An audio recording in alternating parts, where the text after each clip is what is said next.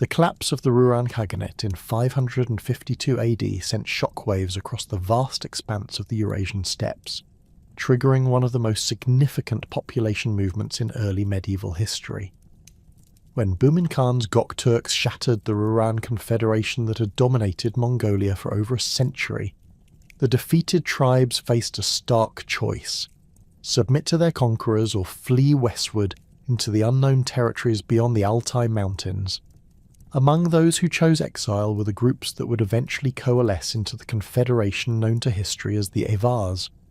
The Ruran Khaganate, established around 402 AD by Shelan Khan, had controlled the Mongolian steppes through a complex system of tribal alliances and military might. Their society was stratified, with the ruling Ruran clan at the apex, followed by various subordinate tribal groups who provided military service in exchange for protection and a share of tribute from sedentary populations. The Khaganate's military machine relied heavily on heavily armoured cavalry, sophisticated siege techniques learned from Chinese sources, and the organisational capabilities that allowed them to field armies numbering in the tens of thousands. When this system crumbled under Gokturk pressure, the surviving elements carried these military traditions westward. Archaeological evidence from burial sites in the Altai region and western Mongolia suggests that the Proto-Avar groups maintained many Ruran material culture elements during their initial westward migration. Stirrups, composite bows reinforced with the bone plates, and distinctive belt fittings bearing pseudo-runic inscriptions have been discovered in sites dating to the mid-6th century, creating a material trail that historians can follow across the steppes. These artefacts demonstrate continuity with Ruran craftsmanship while showing gradual adaptation to new environments and influences encountered during the migration. The journey westward was neither swift nor direct. Contemporary Chinese sources, particularly the Zhushu and Suishu chronicles, describe multiple waves of refugees fleeing the Gokturk conquest. These groups did not move as a unified mass, but rather as separate tribal confederations, each led by their own khans or chiefs who claimed legitimacy through real or fabricated connections to the fallen Ruran royal house. The migration routes took them through the Dzungarian Gate, that crucial passage between the Altai and Tian Shan mountain ranges that had served as a highway for nomadic movements for millennia. As these migrating groups moved westward, they encountered and absorbed other displaced populations. The steppes north of the Caspian Sea were already home to various Turkic and Hunnic remnant groups, descendants of Attila's confederation who had maintained semi-nomadic lifestyles in the region. The Proto-Avars demonstrated remarkable adaptability in incorporating these populations, adopting useful military techniques and technologies while maintaining their core organisational structure inherited from the Ruran period. The first concrete mention of the Avars in European sources appears in the works of Menander Protector, who describes their arrival at the borders of the Byzantine Empire around 558 AD. His account, preserved in fragments, describes a delegation of Avar envoys who approached Justinian I with offers of military service in exchange for territory and tribute. These envoys, according to Menander, wore silk robes and carried curved swords, presenting themselves as representatives of a mighty people who had travelled from the distant lands beyond the Caspian Sea. Byzantine chroniclers were initially uncertain about the identity of these newcomers. The name Avar itself appears to have been adopted by the migrating confederation rather than representing their original tribal designation. Contemporary sources suggest that multiple tribal groups united under this banner, possibly taking the name from a prestigious clan within their ranks, or adopting it as a means of claiming legitimacy in their new environment. This practice of ethnogenesis through confederation was common among steppe peoples, where political identity often superseded strict ethnic boundaries. The pseudo-Avars theory, first proposed by Constantine's 7th Porphyrogenitus in his 10th century work De Administrando Imperio, has generated considerable scholarly debate. According to this theory, the true Avars remained in Asia, and were eventually conquered by the Gok Turks, while the groups that reached Europe were actually Var and Chuni tribes, who assumed the Avar name to enhance their prestige. Porphyrogenitus claimed that the Gok Turk Khagan had informed the Byzantine emperor that these European Avars were impostors who had fled from Gok Turk territory.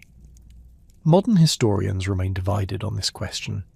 Supporters of the pseudo-Avar theory point to linguistic evidence suggesting that the European Avars spoke a Turkic language, rather than the Mongolic language associated with the historical Ruran. They also note differences in burial customs and material culture between the Mongolian Ruran sites and early Avar archaeological finds in the Carpathian Basin. Additionally, Chinese sources describe the real Avars as remaining in Mongolia and being incorporated into the Gok Turk Confederation. However, critics of this theory argue that the linguistic and cultural differences can be explained by the natural evolution that occurs during long-distance migration and the incorporation of various Turkic groups during the westward journey. They contend that the core leadership of the European Avars likely did descend from Ruran nobility, even if the bulk of their followers came from diverse tribal backgrounds. The adoption of Turkic linguistic elements and customs would have been a natural consequence of their prolonged residence in Turkic-dominated territories during their migration. Recent archaeological discoveries have added new dimensions to this debate. Excavations at Avar period sites in Hungary have revealed burial practices that show both Mongolian and Turkic influences, suggesting a complex cultural synthesis rather than a simple ethnic replacement. DNA analysis of skeletal remains from early Avar cemeteries indicates a population with mixed East Asian and Central Asian ancestry, consistent with a migration that incorporated multiple ethnic groups along its route. The social structure that the Avars brought to Europe reflected their steppe origins, while showing adaptations developed during their westward journey. At the apex stood the Khagan, a title borrowed from Ruran usage that denoted supreme authority over the Confederation. Below the Khagan were various ranks of tribal leaders, including the Tarkans, who commanded specific military units, and the Tuduns, who administered tribute collection from subject populations. This hierarchical system allowed for effective command and control over large territories while maintaining the flexibility necessary for nomadic warfare. The Avar military organisation retained many elements from their Ruran heritage while incorporating innovations learned during their migration.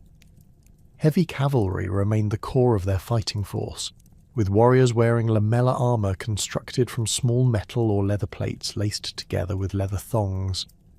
These armoured horsemen wielded composite bows capable of penetrating enemy armour at ranges exceeding 300 metres, while also carrying lances for close combat and curved sabres for melee fighting. The Avars' siege warfare capabilities set them apart from other contemporary nomadic groups. Unlike many steppe peoples who struggled against fortified positions, the Avars demonstrated sophisticated knowledge of siege engines and tactics. They employed torsion catapults, battering rams, and movable siege towers that could be quickly assembled from prefabricated components. This expertise likely derived from their Ruran ancestors' conflicts with Chinese fortifications, enhanced by knowledge gained from captured Byzantine and Frankish engineers during their European campaigns. Infantry played a supporting but important role in Avar armies. Foot soldiers, drawn primarily from subject Slavic populations, served as garrison troops, siege specialists, and support personnel for the cavalry formations. These infantry units used spears, axes, and shields in the Germanic fashion, though they also adopted some steppe weapons like the composite bow. The integration of infantry and cavalry in Avar military doctrine demonstrated their adaptability and willingness to modify traditional steppe tactics to suit European conditions. The Avar Confederation's administrative system reflected their nomadic origins while showing remarkable sophistication in managing sedentary populations. They maintained the steppe tradition of decimal organisation, structuring their military units in groups of 10, 100, 1,000, and 10,000 warriors. This system facilitated rapid mobilization and deployment while ensuring clear chains of command during campaigns. Tribute collection from subject peoples followed patterns established during their Asian period, but adapted to European conditions. Rather than simply extracting goods and livestock, the Avars developed systems for managing agricultural production, craft specialization, and trade networks. They established administrative centers at strategic locations, often fortified sites that could serve as both military bases and economic hubs for their territories. The role of shamanism in early Avar society provides another link to their steppe origins. Archaeological evidence suggests that Avar religious practices initially centered on traditional Tengrist beliefs, with shamans serving as intermediaries between the human and spirit worlds. Burial goods from early Avar graves include bronze mirrors, horse bits, and animal-shaped ornaments that reflect shamanistic symbolism. However, the Avars showed pragmatic flexibility in religious matters, gradually adopting Christian elements as they established closer relationships with Byzantine and Frankish neighbours. Women held significant positions within Avar society, reflecting steppe traditions that differed markedly from contemporary European practices.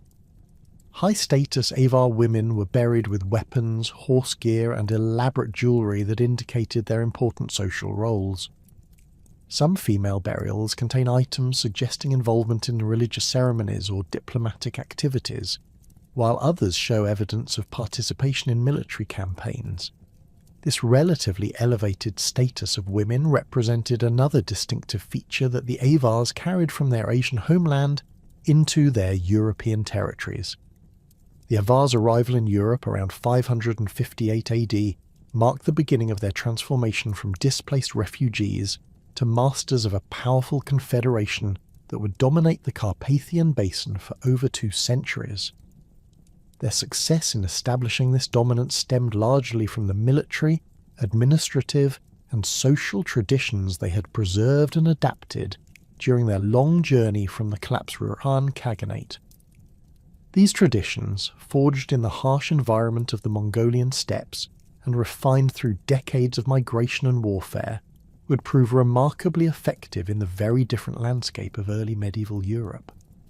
The dust clouds that marked the Avar Confederation's arrival at the Byzantine frontier in 558 AD carried with them the accumulated military expertise of generations of steppe warfare. Emperor Justinian first, then in the twilight years of his reign, received reports from his Danubian commanders describing an impressive delegation approaching Constantinople under banners bearing unfamiliar symbols. The Avar envoys, led by a chieftain named Kandich, presented themselves at the imperial court with the calculated confidence of seasoned negotiators who understood the delicate balance of power along the empire's northern borders. Justinian's initial reception of the Avar embassy reflected the pragmatic realpolitik that had characterized his long reign. The emperor, despite his advanced age, immediately grasped the strategic potential of these newcomers. His advisors, including the experienced general Belisarius, recognized that the Avars possessed exactly the type of mobile striking force that could address several pressing Byzantine concerns simultaneously. The empire's resources were stretched thin across multiple frontiers, with ongoing conflicts in Italy against the Ostrogoths and persistent threats from Sassanid Persia in the east. The prospect of employing Avar cavalry against troublesome neighbours offered an attractive alternative to deploying expensive imperial armies. The formal treaty negotiations between Kandich's delegation and Byzantine officials took place in the Great Palace, where the Avars demonstrated their diplomatic sophistication. Unlike the crude barbarian chieftains that Byzantine chroniclers often described, the Avar negotiators displayed intimate knowledge of imperial administrative procedures and territorial arrangements. They requested not merely payment for military services, but specific grants of territory along the Danube frontier, annual tribute payments calculated in gold solida, and formal recognition of their authority over any peoples they might conquer during their campaigns on Byzantium's behalf. Justinian's agreement to these terms represented a calculated gamble that would have far-reaching consequences for the balance of power in southeastern Europe. The emperor granted the Avars an annual subsidy of 80,000 gold pieces, a substantial sum that reflected both their perceived military value and the empire's desperate need for reliable allies. More significantly, the treaty established the precedent for Avar territorial expansion under Byzantine auspices, effectively legitimizing their future conquests in the Carpathian Basin. The Avars' first military operations as Byzantine allies targeted the Kutrigur Bulgars, a Turkic confederation that had been raiding imperial territories south of the Danube. The campaign, launched in late 558 AD, demonstrated the devastating effectiveness of Avar military tactics against opponents unprepared for their sophisticated combined arms approach. Avar heavy cavalry, supported by auxiliary troops drawn from recently subjugated Slavic tribes, struck the Kutrigur settlements along the Dniester River with methodical precision. The Kutrigur leader Zabergan, who had previously conducted successful raids deep into Byzantine territory, found his forces completely outmatched by Avar tactical flexibility. Where Zabergan's warriors relied primarily on traditional steppe archery and light cavalry charges, the Avars employed coordinated attacks combining heavy cavalry, infantry support and siege equipment. Their lamella-armoured horsemen could absorb Kutrigur arrow volleys while closing to lance range, while their infantry formations prevented enemy attempts to outflank the cavalry charges. The systematic nature of the Avar conquest revealed organisational capabilities that impressed even experienced Byzantine observers. Rather than simply defeating Kutrigur armies in battle, the Avars implemented comprehensive strategies for territorial occupation and population control. They established fortified camps at strategic river crossings and mountain passes, ensuring that defeated enemies could not regroup or receive external assistance. Captured Kutrigur warriors faced a stark choice: integration into Avar military units as auxiliary troops or execution. Most chose integration, swelling Avar ranks with experienced fighters familiar with local terrain and conditions. The success against the Kutrigurs opened the path for Avar expansion into the Carpathian Basin, where numerous Slavic tribes had established agricultural settlements during the previous century. These Slavic communities, descendants of earlier migrants from the Pripet marshes and Upper Dnieper regions, had developed sophisticated farming techniques adapted to the fertile river valleys of modern-day Hungary and Slovakia. Their settlements, typically consisting of sunken-floor houses clustered around fortified hilltops called grads, provided the Avars with both agricultural resources and skilled craftsmen essential for maintaining their military equipment. The Avar approach to Slavic subjugation differed markedly from their treatment of nomadic rivals like the Kutrigurs. Rather than attempting wholesale destruction or displacement, they implemented a systematic tributary system that preserved existing social structures while imposing Avar political control. Slavic tribal leaders who submitted willingly retained their positions as local administrators under Avar oversight, while those who resisted faced complete replacement by Avar-appointed officials. Archaeological evidence from sites like Devinska Nova Ves in Slovakia reveals the material impact of Avar dominance on Slavic communities. Pre-Avar Slavic settlements show relatively egalitarian distributions of goods and limited evidence of social stratification. After Avar conquest, the same sites display clear hierarchical distinctions, with certain households possessing luxury items like Byzantine silk, silver jewellery, and high-quality weapons, while others contain only basic pottery and agricultural tools.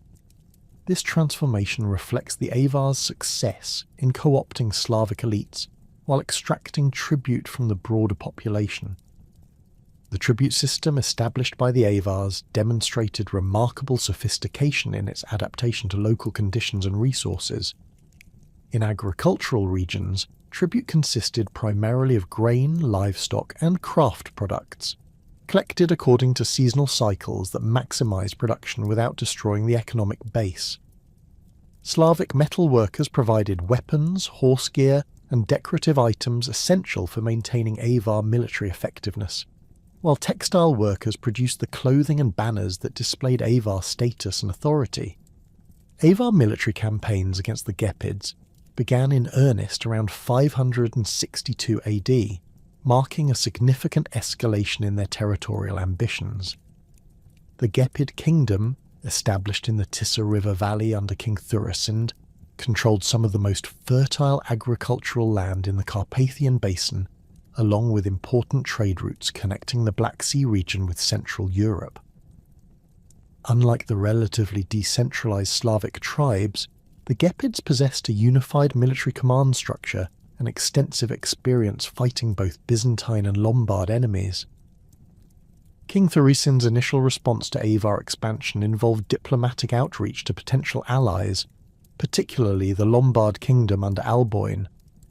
The Gepid-Lombard rivalry, which had simmered for decades over control of Pannonian territories, temporarily gave way to discussions of joint action against the Avar threat.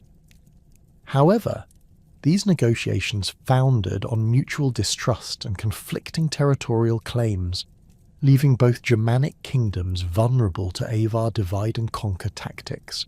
The first major engagement between Avar and Gepid forces occurred near the confluence of the Tisa and Maros rivers, where Gepid cavalry attempted to halt an Avar raiding column returning from Byzantine territory with substantial plunder.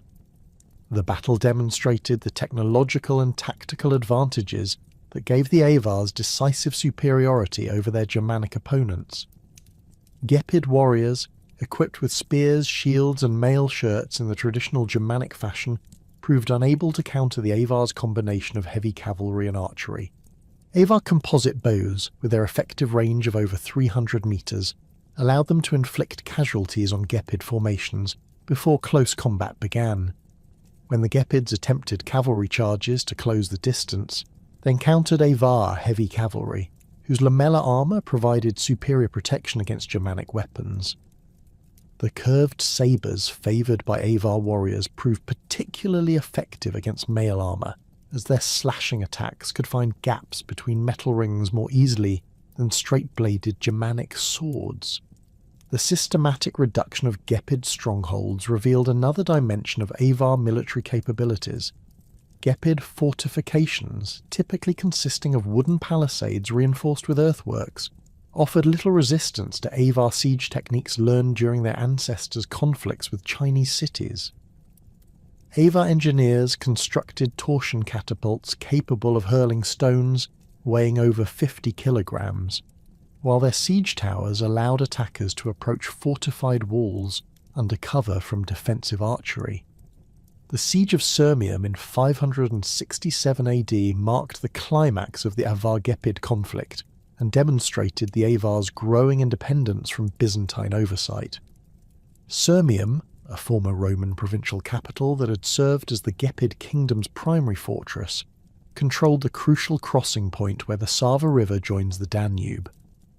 Its capture would give the Avars complete control over the southeastern approaches to the Carpathian Basin, while eliminating the last major Gepid stronghold. The siege lasted nearly 6 months, during which the Avars displayed their mastery of both military engineering and psychological warfare. They constructed a double line of circumvallation around the city, preventing both escape and relief attempts while systematically reducing the fortifications with catapult bombardment. Simultaneously, they negotiated with Gepid nobles inside the city, offering favourable terms for surrender while threatening complete destruction for continued resistance. King Cunimund, who had succeeded his father Thurisind during the siege, attempted several sorties to break the Avar encirclement. These attacks, launched primarily at night to minimise casualties from Avar archery, achieved temporary tactical successes but failed to alter the strategic situation. Avar discipline and organisation proved superior to Gepid individual heroism, as their decimal command structure allowed rapid response to enemy initiatives while maintaining overall siege operations. The fall of Sirmium eliminated Gepid power in the Carpathian Basin and established the Avars as the dominant force in the region. The terms imposed on the surviving Gepid population reflected Avar administrative practices developed during their earlier conquests. Gepid warriors who submitted received integration into Avar military units, though in subordinate roles that reflected their defeated status. Gepid craftsmen and farmers continued their previous occupations under Avar supervision, providing the technical skills necessary for maintaining the Confederation's military and economic strength. The Lombard kingdom under Alboin faced a strategic dilemma following the Gepid collapse. Lombard territories in Pannonia now shared extensive borders with Avar-controlled lands, creating numerous opportunities for conflict over grazing rights, trade routes, and territorial boundaries. Alboin's attempts to negotiate a stable frontier with the Avar Khagan met with limited success, as Avar demands for tribute and territorial concessions exceeded what the Lombard king could accept while maintaining his authority over his own nobles. Avar pressure on Lombard territories intensified throughout 567 and early 568 AD, taking forms ranging from cattle raids to full-scale military expeditions. The Avars demonstrated particular skill in exploiting Lombard internal divisions, offering support to disaffected nobles while simultaneously negotiating with Alboin's government. This dual approach created uncertainty within Lombard ruling circles about Avar intentions, while gradually weakening Lombard military effectiveness through constant low-level conflict. The tributary relationships established by the Avars during this period created the foundation for their long-term dominance in Central Europe. Unlike simple extraction of wealth through raiding, the Avar system provided sustainable revenue streams while maintaining the productive capacity of subject populations. Slavic agricultural communities provided grain and livestock according to regular schedules, while Germanic craftsmen contributed weapons and luxury goods that enhanced Avar prestige and military capability. The Avar administrative system adapted traditional steppe practices to the complex ethnic and economic landscape of the Carpathian Basin. Tribal leaders from subject peoples retained local authority under Avar oversight, creating a hierarchical structure that channeled resources upward, while maintaining social stability at the local level. This approach proved remarkably effective in managing diverse populations with different languages, customs, and economic systems. The establishment of Avar hegemony fundamentally altered the political geography of southeastern Europe. Where previously numerous independent tribes and kingdoms had competed for territory and resources, the Avar Confederation created a unified political entity capable of challenging both Byzantine and Frankish power. The tributary system provided the Avars with resources sufficient to maintain large military forces, while their strategic position in the Carpathian Basin gave them control over crucial trade routes connecting northern and southern Europe. The Lombard evacuation of Pannonia in 568 AD created a power vacuum that Bion first exploited with characteristic strategic acumen. As Alboin's warriors departed for their conquest of northern Italy, they left behind not merely territory, but an entire infrastructure of settlements, fortifications, and agricultural systems that the Avars could immediately occupy and exploit. Bion, who had assumed leadership of the Confederation following Candic's death around 565 AD, demonstrated a sophisticated understanding of territorial consolidation that went far beyond simple military occupation. The new Khagan's first priority involved securing the abandoned Lombard strongholds along the Danube frontier. These fortifications, originally constructed during the Roman period and subsequently modified by successive Germanic occupants, provided ready-made administrative centres for Avar territorial control. The fortress at Aquincum, with its commanding position overlooking the Danube bend, became Bion's primary residence and the ceremonial centre of the emerging Khaganate. Archaeological excavations at the site have revealed extensive modifications undertaken during the early Avar period, including the construction of new residential quarters designed to accommodate both the Khagan's court and the administrative apparatus necessary for governing the expanding confederation. Bayan's consolidation strategy revealed a remarkable synthesis of steppe nomadic traditions with the administrative requirements of ruling sedentary populations. Rather than attempting to impose a uniform system across all conquered territories, he developed a flexible framework that adapted to local conditions while maintaining centralized control over military and economic resources.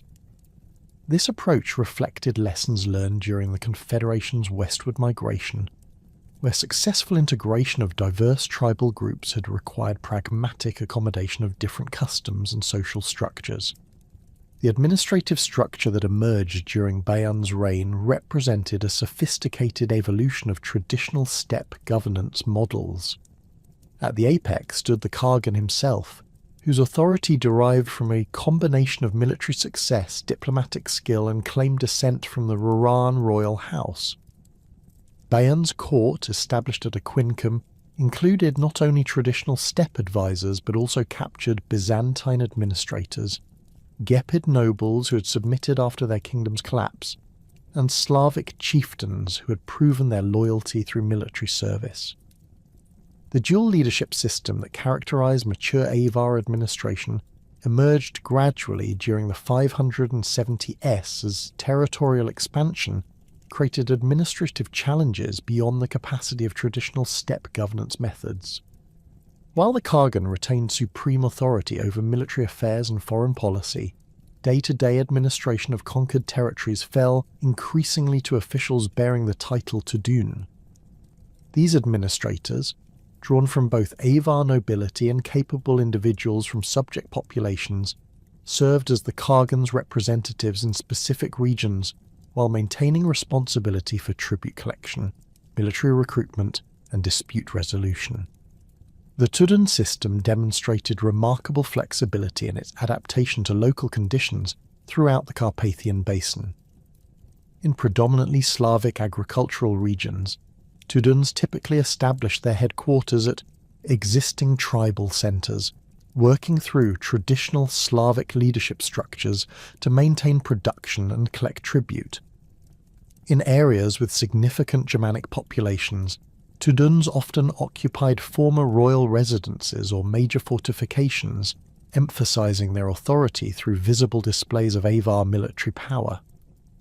Along the Danube frontier, where contact with Byzantine territories required sophisticated diplomatic capabilities, Tuduns frequently possessed extensive experience in interstate negotiations and maintained staffs capable of conducting correspondence in Greek and Latin. The integration policies developed under Bayan's leadership reflected a pragmatic approach to managing the Confederation's increasingly diverse population. Rather than attempting cultural homogenization, Avar administrators encouraged the preservation of local customs and languages while requiring acknowledgement of Avar political supremacy and fulfillment of tributary obligations. This approach proved particularly effective in maintaining stability among Slavic agricultural communities, whose cooperation was essential for feeding the Confederation's military forces and supporting its expanding administrative apparatus. Slavic integration into Avar society occurred through multiple channels that reflected both voluntary association and administrative necessity. Slavic warriors who demonstrated exceptional skill in battle could earn promotion within Avar military units, eventually achieving positions of considerable authority within the Confederation's command structure. Archaeological evidence from Avar period cemeteries reveals the presence of individuals buried with mixed Slavic and Avar grave goods, suggesting successful cultural integration at the personal level. These burials, found at sites throughout the Carpathian Basin, typically contain Slavic pottery and agricultural tools, alongside Avar weapons and horse gear, indicating individuals who maintained connections to their original cultural background while adopting Avar military and social practices. The economic foundations of the Avar Khaganate reflected both traditional steppe practices and adaptations necessitated by the Confederation's sedentary subjects. Tribute collection, the primary source of state revenue, operated according to sophisticated schedules that maximised extraction while maintaining the productive capacity of subject populations. Agricultural tribute consisted primarily of grain, livestock, and processed foods like cheese and preserved meat, collected according to seasonal cycles that allowed farmers to complete harvesting and food preparation before surrendering their obligations to avar collectors. The tribute system's sophistication extended to its accommodation of regional economic specializations throughout the Carpathian Basin. Communities located near iron ore deposits provided weapons, tools, and raw metal, while those in forested regions contributed timber for construction and fuel for metalworking. Settlements along major rivers specialized in fishing and river transport, providing both food and logistical support for avar military campaigns. This economic diversity allowed the Khaganate to maintain military effectiveness while reducing dependence on external trade for essential resources. Trade networks established under avar auspices connected the Carpathian Basin with markets throughout Europe and beyond. Avar merchants, operating under the protection of the Khaganate's military forces, established regular trading relationships with Byzantine cities along the Danube, Frankish territories to the west, and Slavic settlements extending northward into modern-day Poland and Ukraine. These commercial connections provided access to luxury goods that enhanced avar prestige, while generating revenue through customs duties and trading privileges granted to foreign merchants. The adaptation of pastoral nomadism to the Carpathian Basin's environmental conditions required significant modifications to traditional steppe practices. The region's extensive forests and river systems offered different opportunities and challenges compared to the open grasslands of Central Asia. Avar herders developed techniques for managing livestock in partially forested terrain, utilizing natural clearings for grazing while employing controlled burning to create additional pasture land. River valleys provided excellent winter shelter for horses and cattle, while upland areas offered summer grazing that kept animals healthy and well fed throughout the year. The horse herds that form the foundation of avar military power required particularly careful management in their new environment.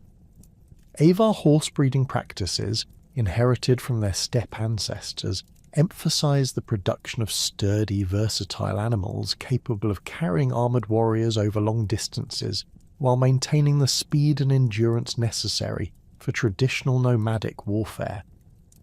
Archaeological analysis of horse remains from avar sites reveals animals averaging 14 hands in height, smaller than modern war horses but possessing the compact build and strong bones necessary for supporting heavy cavalry equipment. The integration of Germanic populations into avar society proceeded along different lines than Slavic assimilation, reflecting both cultural differences and the distinct circumstances of Germanic defeat and submission. Gephid nobles who had submitted after their kingdom's collapse retained certain privileges in recognition of their previous status, but their authority was strictly circumscribed by avar oversight.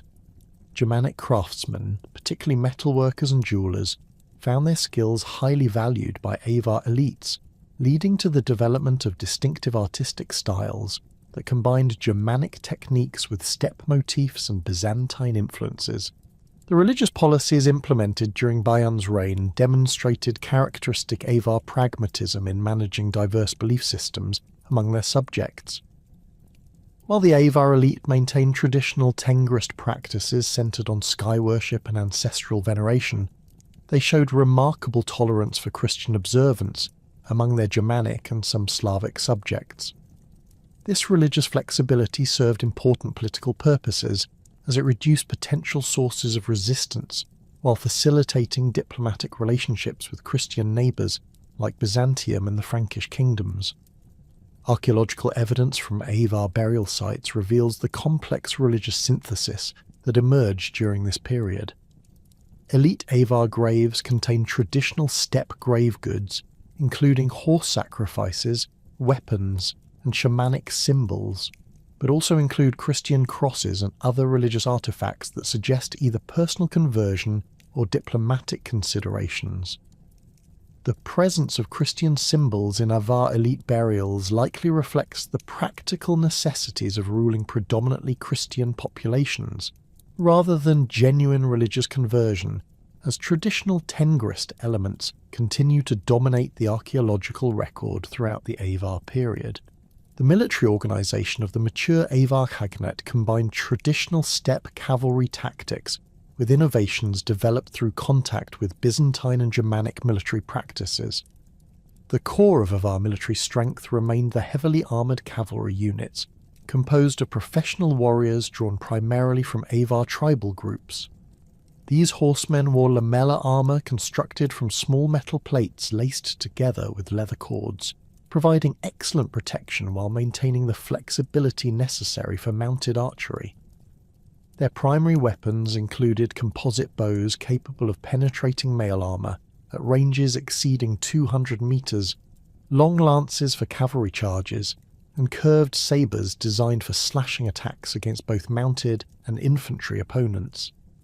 The integration of subject populations into Avar military forces created a complex hierarchy that reflected both military effectiveness and political considerations.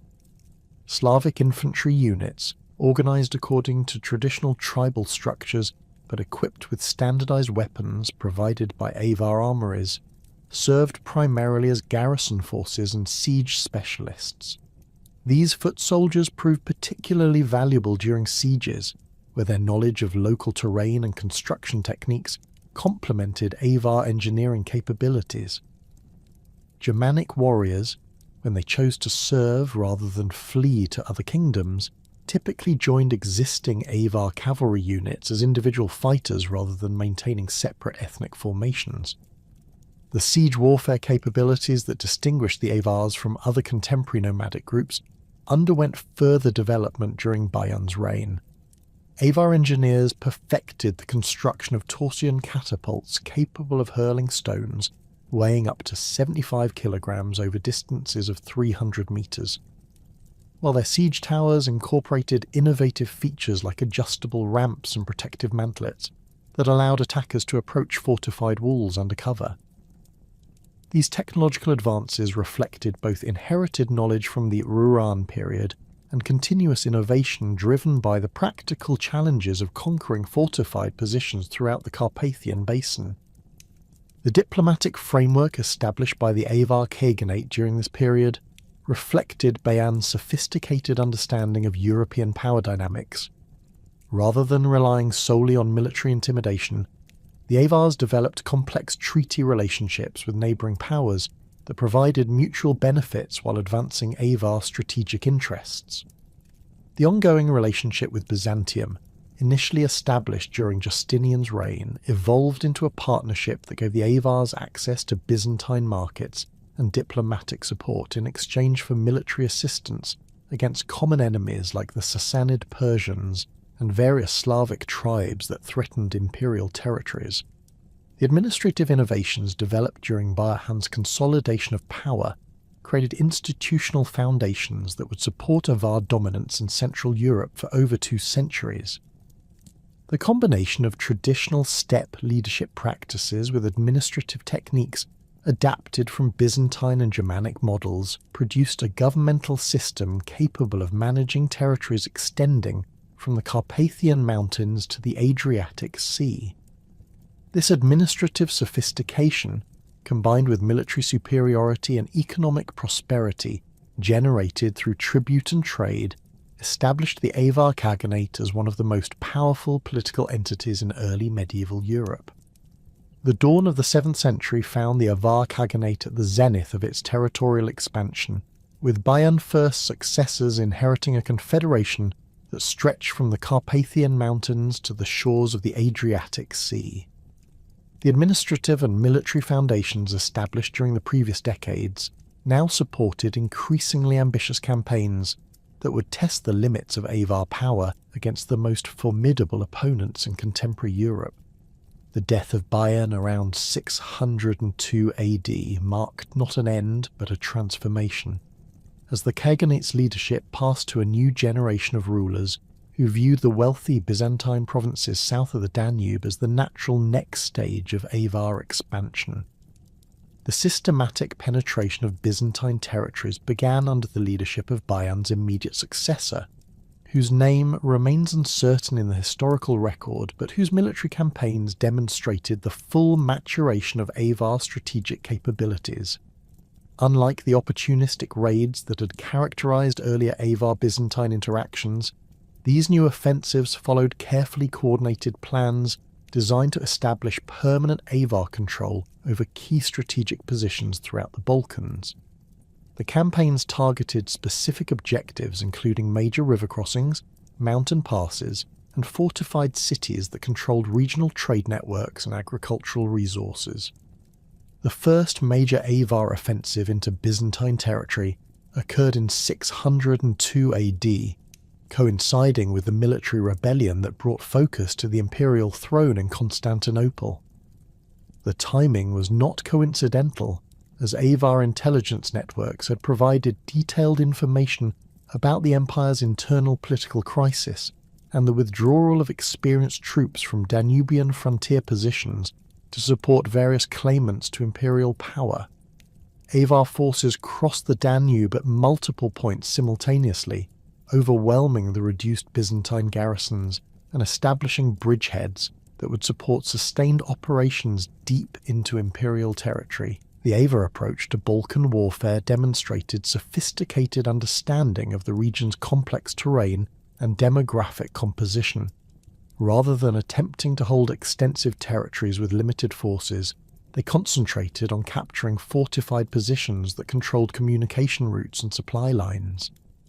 The fortress city of Singidunum, located at the confluence of the Sava and Danube rivers, became the primary target of the initial campaign due to its strategic importance as the gateway to the central Balkans and its substantial warehouses filled with grain and military supplies intended for the frontier armies. The siege of Singidunum revealed the full extent of Avar siege warfare capabilities developed over 4 decades of European campaigning. Avar engineers constructed a complex system of earthworks and wooden fortifications that completely encircled the city, preventing both escape and relief while providing protected positions for their siege engines. The catapults employed during the siege represented significant improvements over earlier models, with torsion mechanisms capable of hurling stone projectiles weighing over 100 kilograms at ranges exceeding 400 meters. These massive engines, constructed from prefabricated components that could be quickly assembled at siege sites, proved capable of breaching the thick stone walls that had protected Roman cities for centuries. The psychological warfare tactics employed during the Singidunum siege demonstrated Avar understanding of the diverse population within Byzantine territories.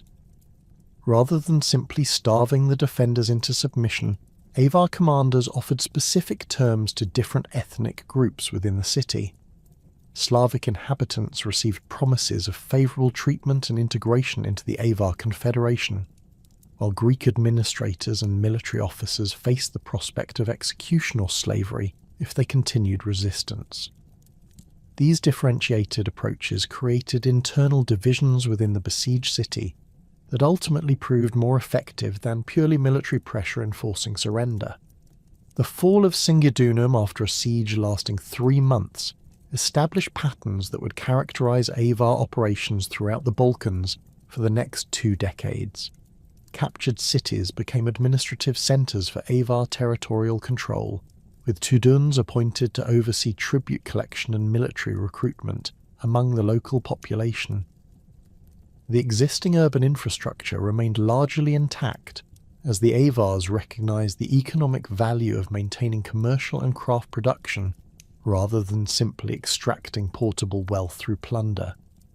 The integration of Balkan Slavic populations into the Avar Confederation proceeded along lines similar to earlier incorporations in the Carpathian Basin, but with important modifications reflecting the different political and economic conditions south of the Danube.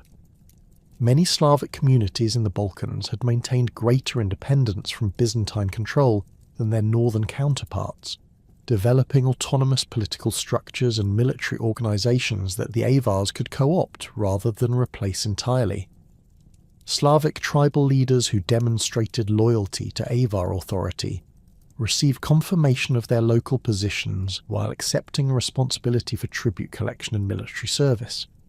The military innovations that emerged during the Balkan campaigns reflected both Avar adaptability and their encounters with new tactical challenges presented by Byzantine defensive strategies.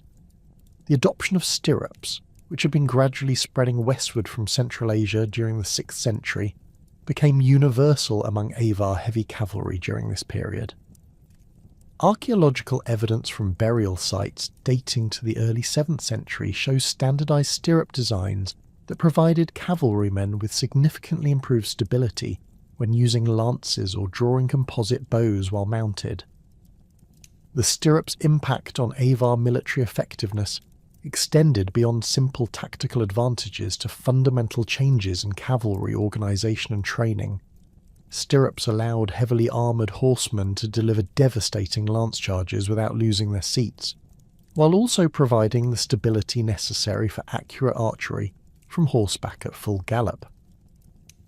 The combination of these capabilities created a new type of heavy cavalry that could function effectively as both shock troops and mounted archers, depending on tactical requirements. This versatility proved particularly valuable in the varied terrain of the Balkans, where open plains suitable for traditional steppe cavalry charges alternated with mountainous regions that required different tactical approaches. The development of specialized heavy cavalry techniques under Avar auspices influenced military practices throughout early medieval Europe. The characteristic Avar cavalry formation, consisting of heavily armoured lancers supported by mounted archers and light cavalry scouts, provided a template that would be adopted with modifications by Byzantine, Frankish, and later medieval armies. The effectiveness of this combined arms approach stemmed from its flexibility in responding to different tactical situations, while maintaining the striking power necessary to break enemy formations through concentrated attacks. The siege warfare innovations developed during the Balkan campaigns represented equally significant military advances. Avar engineers perfected the construction of mobile siege towers that could be assembled from standardized components and moved into position using teams of oxen or horses. These towers, standing up to 15 meters in height, incorporated multiple levels for different types of attackers, with archers on the upper platforms providing covering fire, while assault troops used the lower levels to approach and attack defensive walls. The towers also featured adjustable bridges that could be lowered onto enemy fortifications, allowing direct assault on wall-mounted defenders.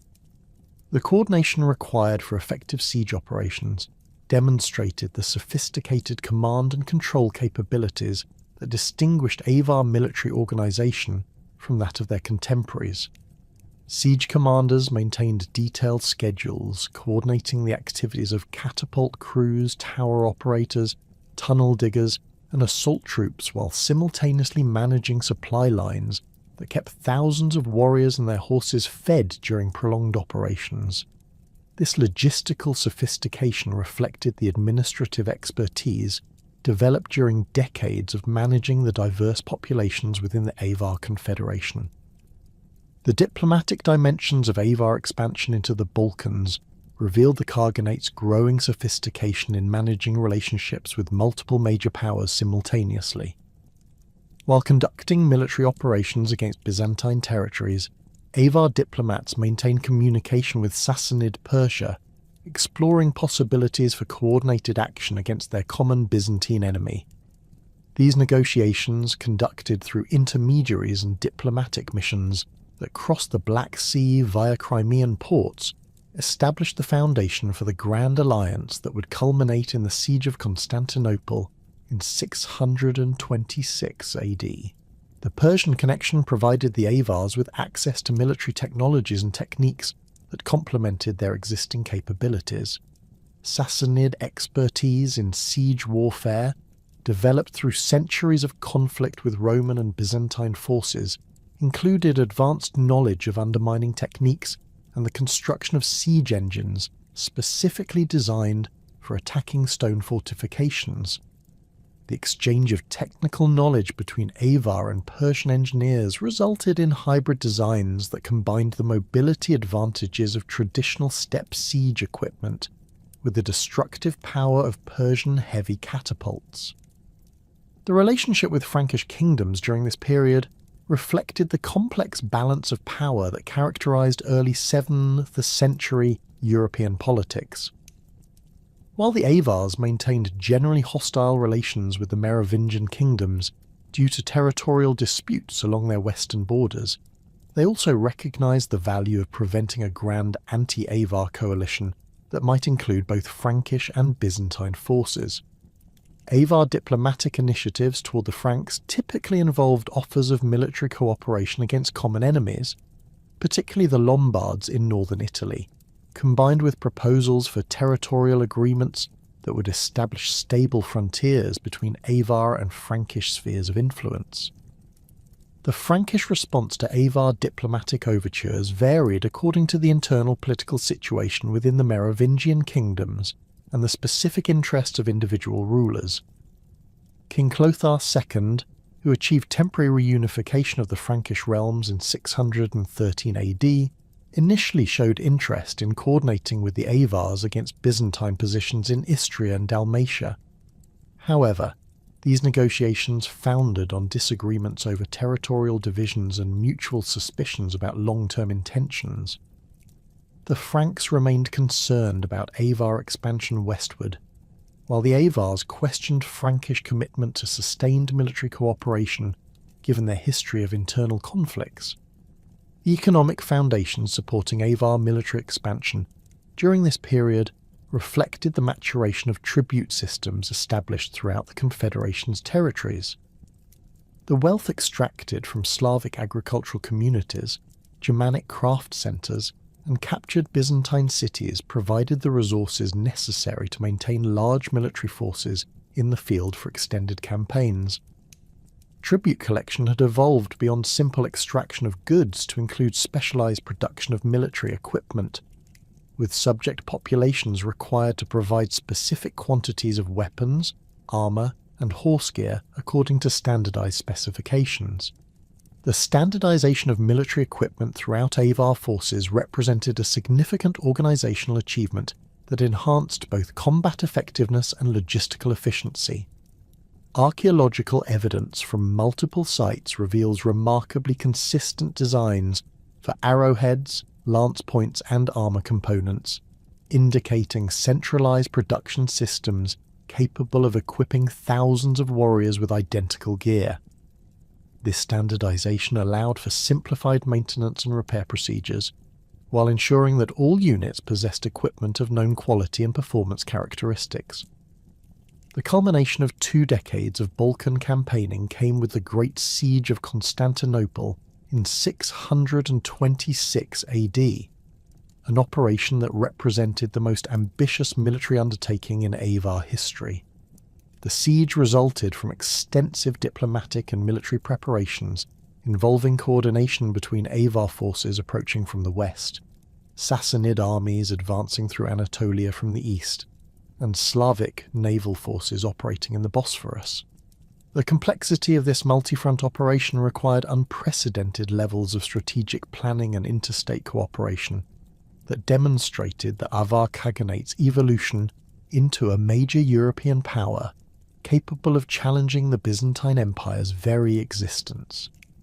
The Avar approach to Constantinople involved forces numbering approximately 80,000 warriors, including the Confederation's elite heavy cavalry units, Slavic infantry formations, and specialized siege troops equipped with the most advanced engines available. The army's composition reflected the ethnic diversity of the Avar Confederation, with contingents drawn from throughout the Carpathian Basin and the recently conquered Balkan territories. Command structure remained firmly in Avar hands, but the integration of subject peoples into military operations had reached levels of sophistication that allowed effective coordination of diverse tactical traditions and fighting styles. The siege itself revealed both the strengths and limitations of Avar military capabilities when confronted with the massive fortifications and determined resistance of the Byzantine capital. The land-based assault on the city's western walls achieved initial successes, with Avar siege engines breaching sections of the outer fortifications and assault troops establishing footholds on the defensive walls.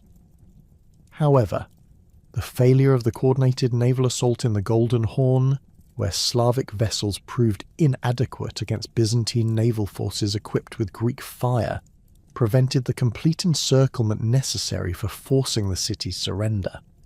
The ultimate failure of the Constantinople siege marked a turning point in Avar history, though its immediate consequences were less dramatic than later events would suggest.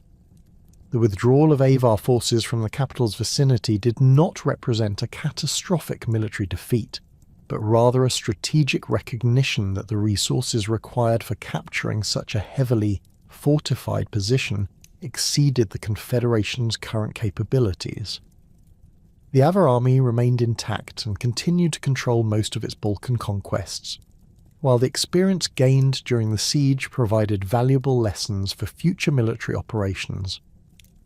The retreat from Constantinople's walls in August 626 AD forced the Avar leadership into a period of introspection and reorganization that would fundamentally reshape the Confederation's internal structure.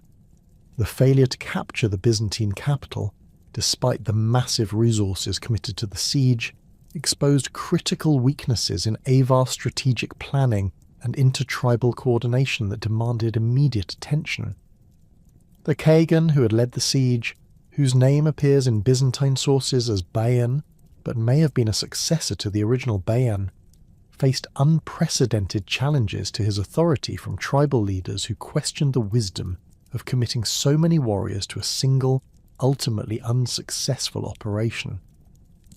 The political crisis that emerged in the siege's aftermath manifested itself through a series of succession disputes and territorial rebellions that threatened to fragment the Confederation along ethnic and regional lines. Slavic tribal leaders in the southern Balkans, who had contributed substantial infantry forces to the Constantinople campaign, began asserting greater autonomy over their territories while reducing tribute payments to the Khagan's court. Germanic nobles, particularly former Gepid aristocrats who had maintained positions within the Avar administrative hierarchy, saw an opportunity to reclaim some measure of independence by exploiting the apparent weakness of central authority. The resolution of these internal conflicts required a comprehensive restructuring of Avar political institutions that balanced the traditional authority of the Khagan with the practical necessities of governing an increasingly diverse and territorially extensive confederation. The new system that emerged during the 630s established a more formalized hierarchy of regional administrators, with greater autonomy granted to local leaders in exchange for guaranteed tribute payments and military service obligations. This decentralization actually strengthened Avar control by reducing the administrative burden on the central government while creating stronger incentives for local cooperation. Archaeological evidence from major Avar centers during this period revealed significant changes in settlement patterns and material culture that reflect these political transformations. The Khagan's primary residence, which had moved from a quincum to a new fortified complex near modern-day Budapest, underwent extensive expansion and modification during the 630s and 640s. Excavations have uncovered multiple phases of construction that incorporated Byzantine architectural techniques alongside traditional steppe building methods, creating a distinctive hybrid style that would characterize elite Avar architecture throughout the remainder of the Confederation's existence. The most striking feature of this architectural synthesis was the development of elaborate burial complexes that combined traditional steppe tumulus construction with Byzantine masonry techniques and Germanic metalworking traditions. The largest of these complexes, located approximately 20 kilometers southeast of the main Khagan's residence, contains over 200 individual burial chambers arranged in concentric circles around a central mound that likely held the remains of a Khagan or other high-ranking official. The construction techniques employed in these burials required coordination between craftsmen from multiple ethnic backgrounds, demonstrating the successful integration of diverse technical traditions under Avar patronage. The distinctive metalwork that emerged during this period represents one of the most remarkable achievements of Avar material culture, combining techniques and motifs drawn from across the Confederation's territorial extent. Avar goldsmiths developed sophisticated granulation and filigree techniques that created intricate decorative patterns on belt fittings, weapons, and jewellery. These pieces typically featured geometric designs that incorporated traditional steppe animal motifs, with Byzantine Christian symbols and Germanic interlace patterns, creating a unique artistic synthesis that reflected the Confederation's multicultural character. The production of these luxury metalwork items required access to raw materials from across Europe and beyond, indicating the existence of extensive trade networks that survived the political disruptions following the Constantinople siege. Gold likely came from Transylvanian mines, while silver was imported from Germanic territories to the west and Byzantine provinces to the south. The technical knowledge required for advanced metalworking techniques suggests the presence of specialist craftsmen who had received training in multiple traditions, possibly including individuals who had worked in Byzantine imperial workshops before being captured or recruited by Avar patrons. The standardization of burial practices throughout Avar territories during this period provides crucial evidence for understanding the Confederation's approach to cultural integration and social hierarchy. Elite Avar burials from the mid-7th century follow remarkably consistent patterns regardless of their geographic location, with the deceased typically interred alongside horses, weapons, and elaborate belt sets that indicated their social status and military achievements. These standardized practices created a unified Avar identity that transcended ethnic boundaries while accommodating local variations in grave goods and burial orientation. The horse burials that accompanied elite Avar interments reveal sophisticated understanding of equine breeding and management that had evolved considerably since the Confederation's arrival in Europe. Analysis of horse remains from 7th century Avar cemeteries indicates animals that average 15 hands in height, larger than their 6th century predecessors, and better adapted to the agricultural landscape of the Carpathian Basin. These horses possessed the sturdy build necessary for carrying heavily armoured warriors, while maintaining the speed and endurance required for traditional steppe warfare tactics. The evolution of Avar horse breeding practices reflected broader changes in the Confederation's relationship with its environment and subject populations. Slavic agricultural communities provided not only tribute in the form of grain and livestock, but also technical knowledge about animal husbandry adapted to Central European conditions. The integration of this knowledge with traditional steppe practices created hybrid breeding programs that produced horses superior to either tradition alone, demonstrating the practical benefits of cultural synthesis within the Avar Confederation. The role of Slavic populations within Avar society underwent significant evolution during this period of internal consolidation. While Slavs had initially served primarily as agricultural producers and auxiliary infantry, their increasing integration into Avar administrative and military structures created new opportunities for social advancement and cultural influence. Slavic nobles who demonstrated loyalty and competence could achieve positions of considerable authority within the Confederation's hierarchy, though they typically retained their Slavic cultural identity while adopting Avar political and military practices. The gradual cultural integration of Slavic populations manifested itself in various aspects of material culture and social organization throughout Avar territories. Pottery styles from mid-7th century sites show clear influences from Slavic ceramic traditions, with Avar potters adopting decorative techniques and vessel forms that had originated in Slavic communities. Similarly, agricultural practices in areas under direct Avar control incorporated Slavic innovations in crop rotation and soil management that increased productivity while reducing labour requirements.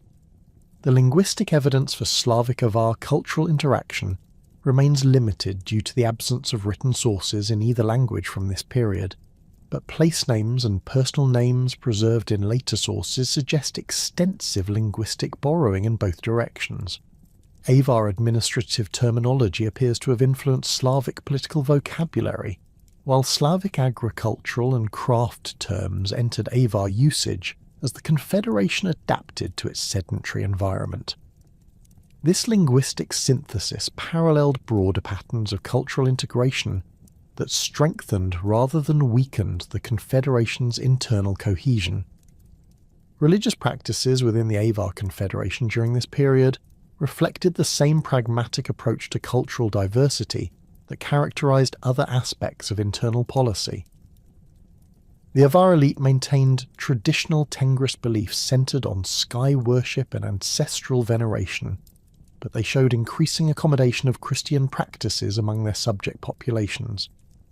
This religious flexibility served important political purposes by reducing potential sources of resistance, while facilitating diplomatic relationships with Christian neighbours. The archaeological evidence for Avar religious practices reveals a complex synthesis of beliefs and rituals that incorporated elements from multiple traditions. Elite burial sites contain traditional shamanistic grave goods, including bronze mirrors, horse bits decorated with animal motifs, and weapons that were believed to accompany the deceased into the afterlife. However, the same burials often include Christian crosses, Byzantine coins bearing religious imagery, and other artifacts that suggest either personal conversion or diplomatic considerations related to managing Christian subjects. The presence of Christian elements in Avar elite culture appears to have increased significantly during the decades following the Constantinople siege, possibly reflecting a pragmatic recognition that accommodation with Christian populations was essential for maintaining internal stability. Some Avar nobles may have undergone formal conversion to Christianity, while retaining traditional practices in private, creating a syncretic religious identity that satisfied both political necessities and personal beliefs. This religious pragmatism paralleled similar developments in other early medieval confederations that ruled over religiously diverse populations. Shamanistic practices remained central to Avar religious life throughout this period, with archaeological evidence indicating the continued importance of ritual specialists who served as intermediaries between the human and spirit worlds. Shamanic burial goods from mid-7th century sites include elaborately decorated drums, ritual knives with bone handles carved in animal shapes, and bronze plaques bearing symbolic representations of the world tree that connected earthly and celestial realms. These artifacts demonstrate the persistence of traditional steppe religious practices, despite increasing exposure to Christian influences. The syncretistic religious developments that emerged within Avar territories created unique forms of spiritual expression that combined elements from multiple traditions without completely abandoning any single system. Some burial sites contain artifacts that suggest the development of hybrid rituals incorporating both shamanistic and Christian elements, such as bronze crosses decorated with traditional animal motifs, or Christian religious texts written on materials traditionally associated with shamanic practices. These synthetic forms reflected the practical needs of governing diverse populations, while maintaining cultural continuity with steppe traditions. The administrative innovations implemented during this period of consolidation created institutional frameworks that would support Avar dominance for several more decades. The refined Tudun system that emerged during the 640s and 650s established clear hierarchies of authority, while providing sufficient flexibility to accommodate local variations in governance and cultural practice. Regional Tuduns received greater autonomy in managing their territories, but faced stricter accountability for tribute collection and military recruitment. creating incentives for efficient administration while maintaining central oversight. The tribute system that supported the Avar Confederation's military and administrative apparatus underwent significant refinement during this period, with standardized collection procedures and storage facilities that maximize revenue while minimizing resistance from subject populations. Agricultural tribute continued to provide the foundation of the system, but increasing emphasis was placed on craft production and specialized services that enhanced the Confederation's military capabilities. Slavic metalworkers produced standardized weapons and armor according to Avar specifications, while Germanic craftsmen contributed luxury goods that enhanced elite prestige and diplomatic effectiveness. The development of permanent storage facilities for tribute goods represented a significant departure from traditional nomadic practices and reflected the Confederation's adaptation to governing sedentary populations. These facilities, typically located at major administrative centres and fortified positions, required sophisticated organisational systems for inventory management and distribution. The scale of these operations, evidenced by archaeological remains of large granaries and workshops, indicates tribute collection that supported not only the Avar military elite, but also substantial populations of administrators, craftsmen, and service personnel. The military organisation of the Avar Confederation during this period reflected both continuity with traditional steppe practices and adaptations necessitated by changing strategic circumstances. The core heavy cavalry units remained the foundation of Avar military power, but their organisation and equipment underwent continuous refinement based on lessons learned during the Balkan campaigns and the Constantinople siege. The standardisation of weapons and armour reached new levels of sophistication, with archaeological evidence indicating centralised production systems capable of equipping thousands of warriors with identical gear of consistently high quality. The integration of diverse populations into Avar military structures created opportunities for tactical innovation that enhanced the Confederation's overall combat effectiveness. Slavic infantry units, organised according to traditional tribal structures but equipped with standardized Avar weapons, developed specialized techniques for siege warfare and mountain combat that complemented the cavalry's capabilities on open terrain. Germanic warriors contributed expertise in fortification construction and defensive warfare that proved valuable in consolidating territorial gains and protecting supply lines during extended campaigns. The death of the last great Avar Khagan, around 680 AD, marked the beginning of a gradual but inexorable decline that would ultimately destroy the Confederation's dominance over Central Europe. The succession crisis that followed exposed fundamental weaknesses in the Avar political system that had been masked by decades of military success and territorial expansion. Unlike the smooth transitions of earlier periods, the struggle for leadership in the 680s fragmented along ethnic and regional lines, with different claimants drawing support from specific tribal groups and territorial administrators who saw opportunities to advance their own interests at the expense of central authority. The immediate cause of the succession crisis stemmed from the lack of a clear heir to the Khaganate, a problem compounded by the Confederation's increasingly complex internal structure. The traditional steppe practice of selecting the most capable member of the ruling clan had become complicated by the integration of diverse populations with different concepts of legitimate authority. Slavic tribal leaders, who had achieved considerable influence within the Confederation's administrative hierarchy, favoured candidates who demonstrated understanding of agricultural management and sedentary governance. Germanic nobles, particularly those of Gepid ancestry, supported claimants who emphasised military prowess and traditional warrior values that resonated with their cultural background. The fragmentation of authority became apparent when 3 separate claimants simultaneously declared themselves Khagan in different regions of the Confederation's territory. The first, based at the traditional centre near modern-day Budapest, controlled the core Carpathian Basin territories and commanded the loyalty of the Confederation's elite heavy cavalry units.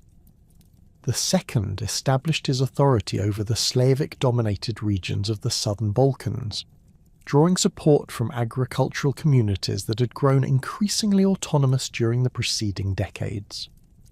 The third emerged in the western territories along the Frankish frontier, where constant military pressure had created a distinct warrior culture that valued independence from central oversight. This tripartite division of authority fundamentally undermined the tribute system that had supported Avar military and administrative capabilities for over a century. Regional leaders who had previously remitted substantial portions of their collected tribute to the central Khagan now retained these resources for their own use, claiming that the absence of unified leadership absolved them of traditional obligations.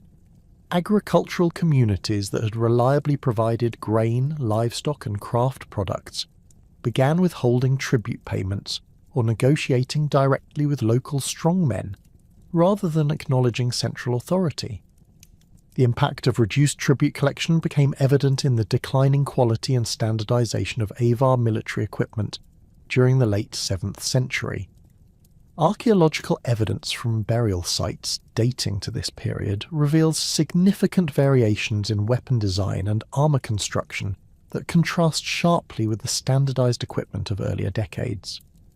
Regional workshops that had previously produced weapons according to centralized specifications began developing local variations that reflected available materials and technical capabilities rather than Confederation-wide standards. This fragmentation of military production reduced the tactical effectiveness of Avar forces while increasing logistical complexity during joint operations.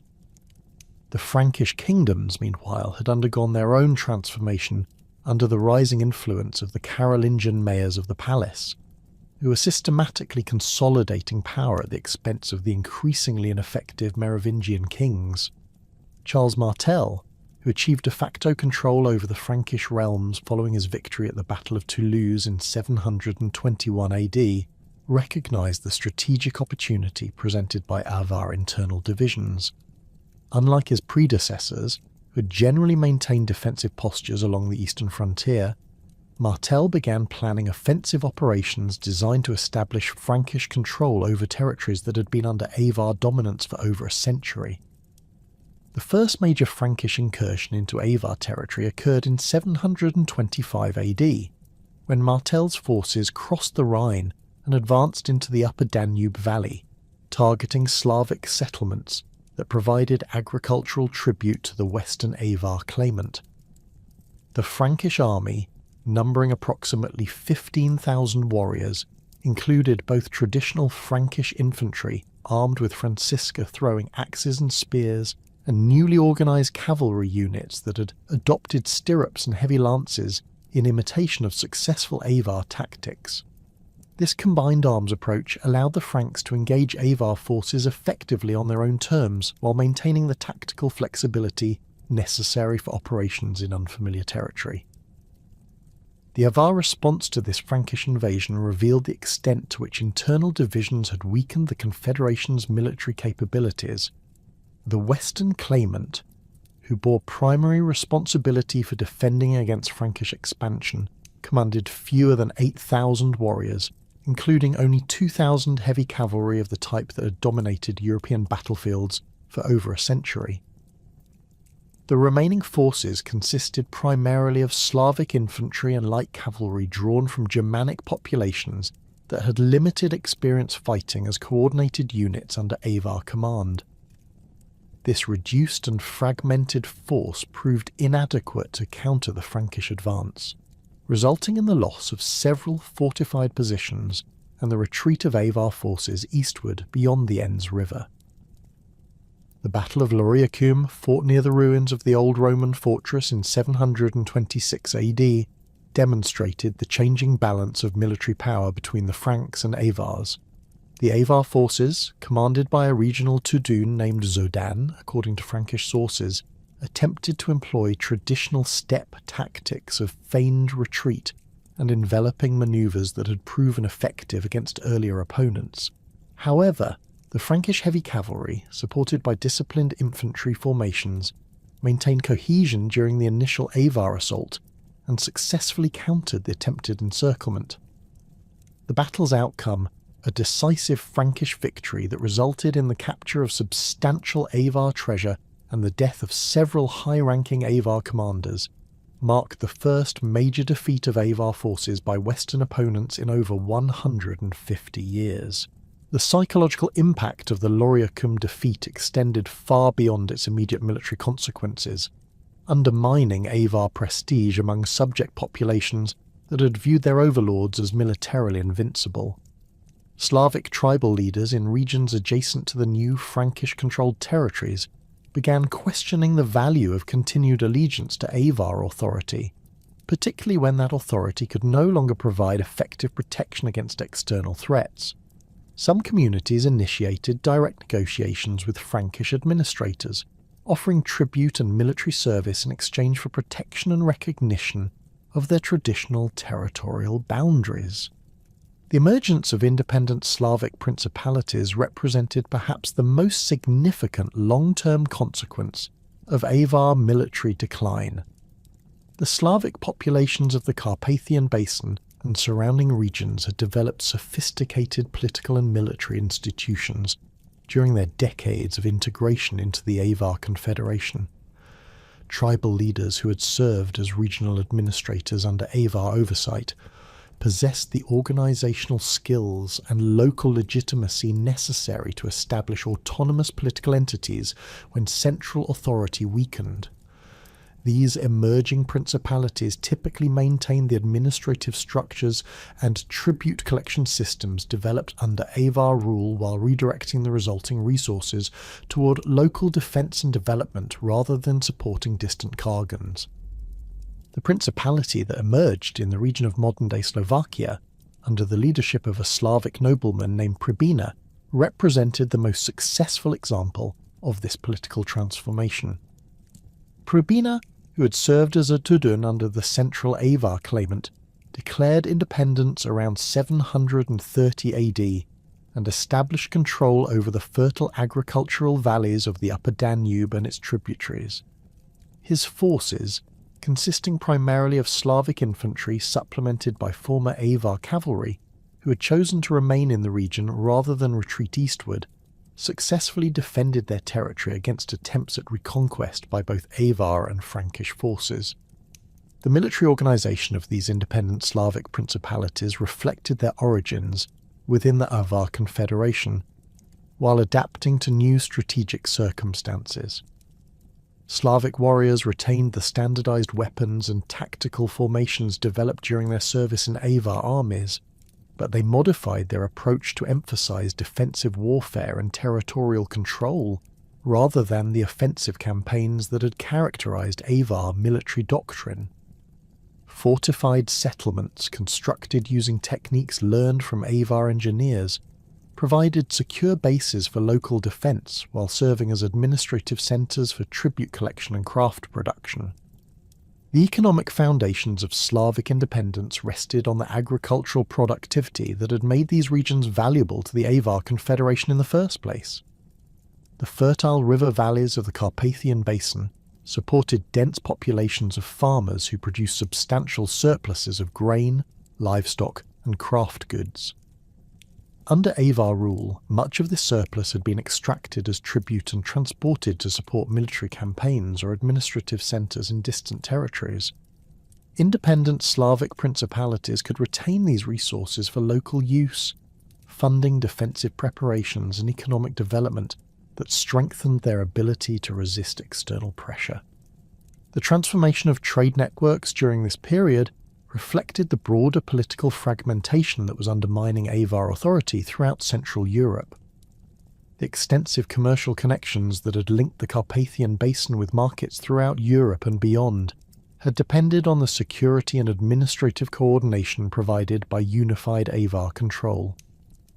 As political authority fragmented and military protection became unreliable, merchants increasingly avoided traditional trade routes through Avar territory in favour of alternatives that offered greater security and more predictable commercial conditions.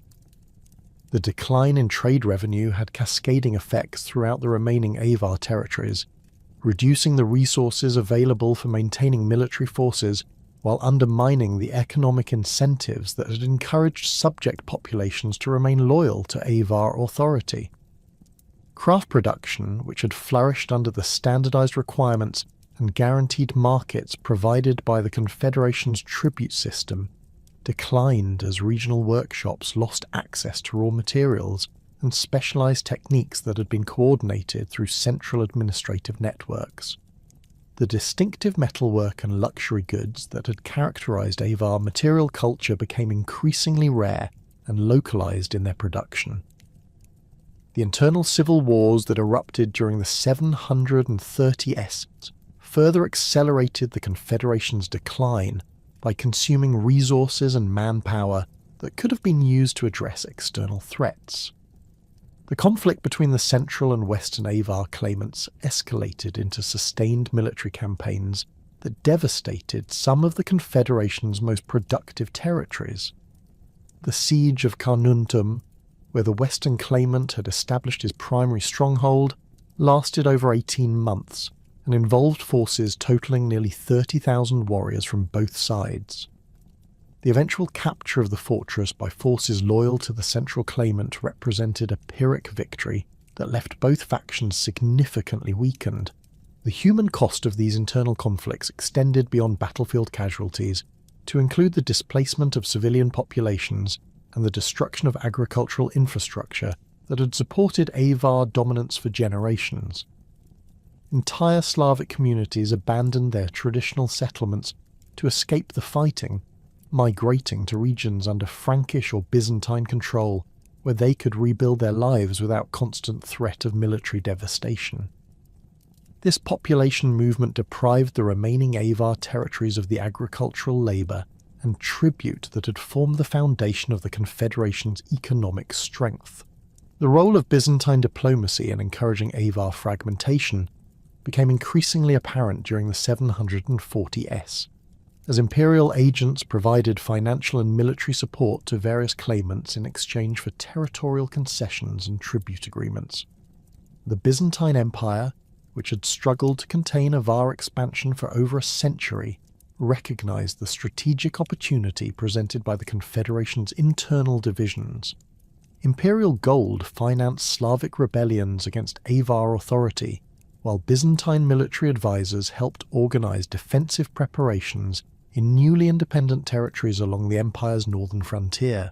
The emergence of the Bulgarian Khaganate as a major power in the lower Danube region during this period further complicated the strategic situation facing the declining Avar Confederation. The Bulgars, who had established their authority over Slavic populations in the Eastern Balkans, represented a direct challenge to Avar territorial claims while offering an alternative model of steppe sedentary integration that appealed to populations dissatisfied with Avar rule. Bulgarian military success against Byzantine forces demonstrated that effective steppe confederation remained possible, making Avar failures appear more significant by comparison.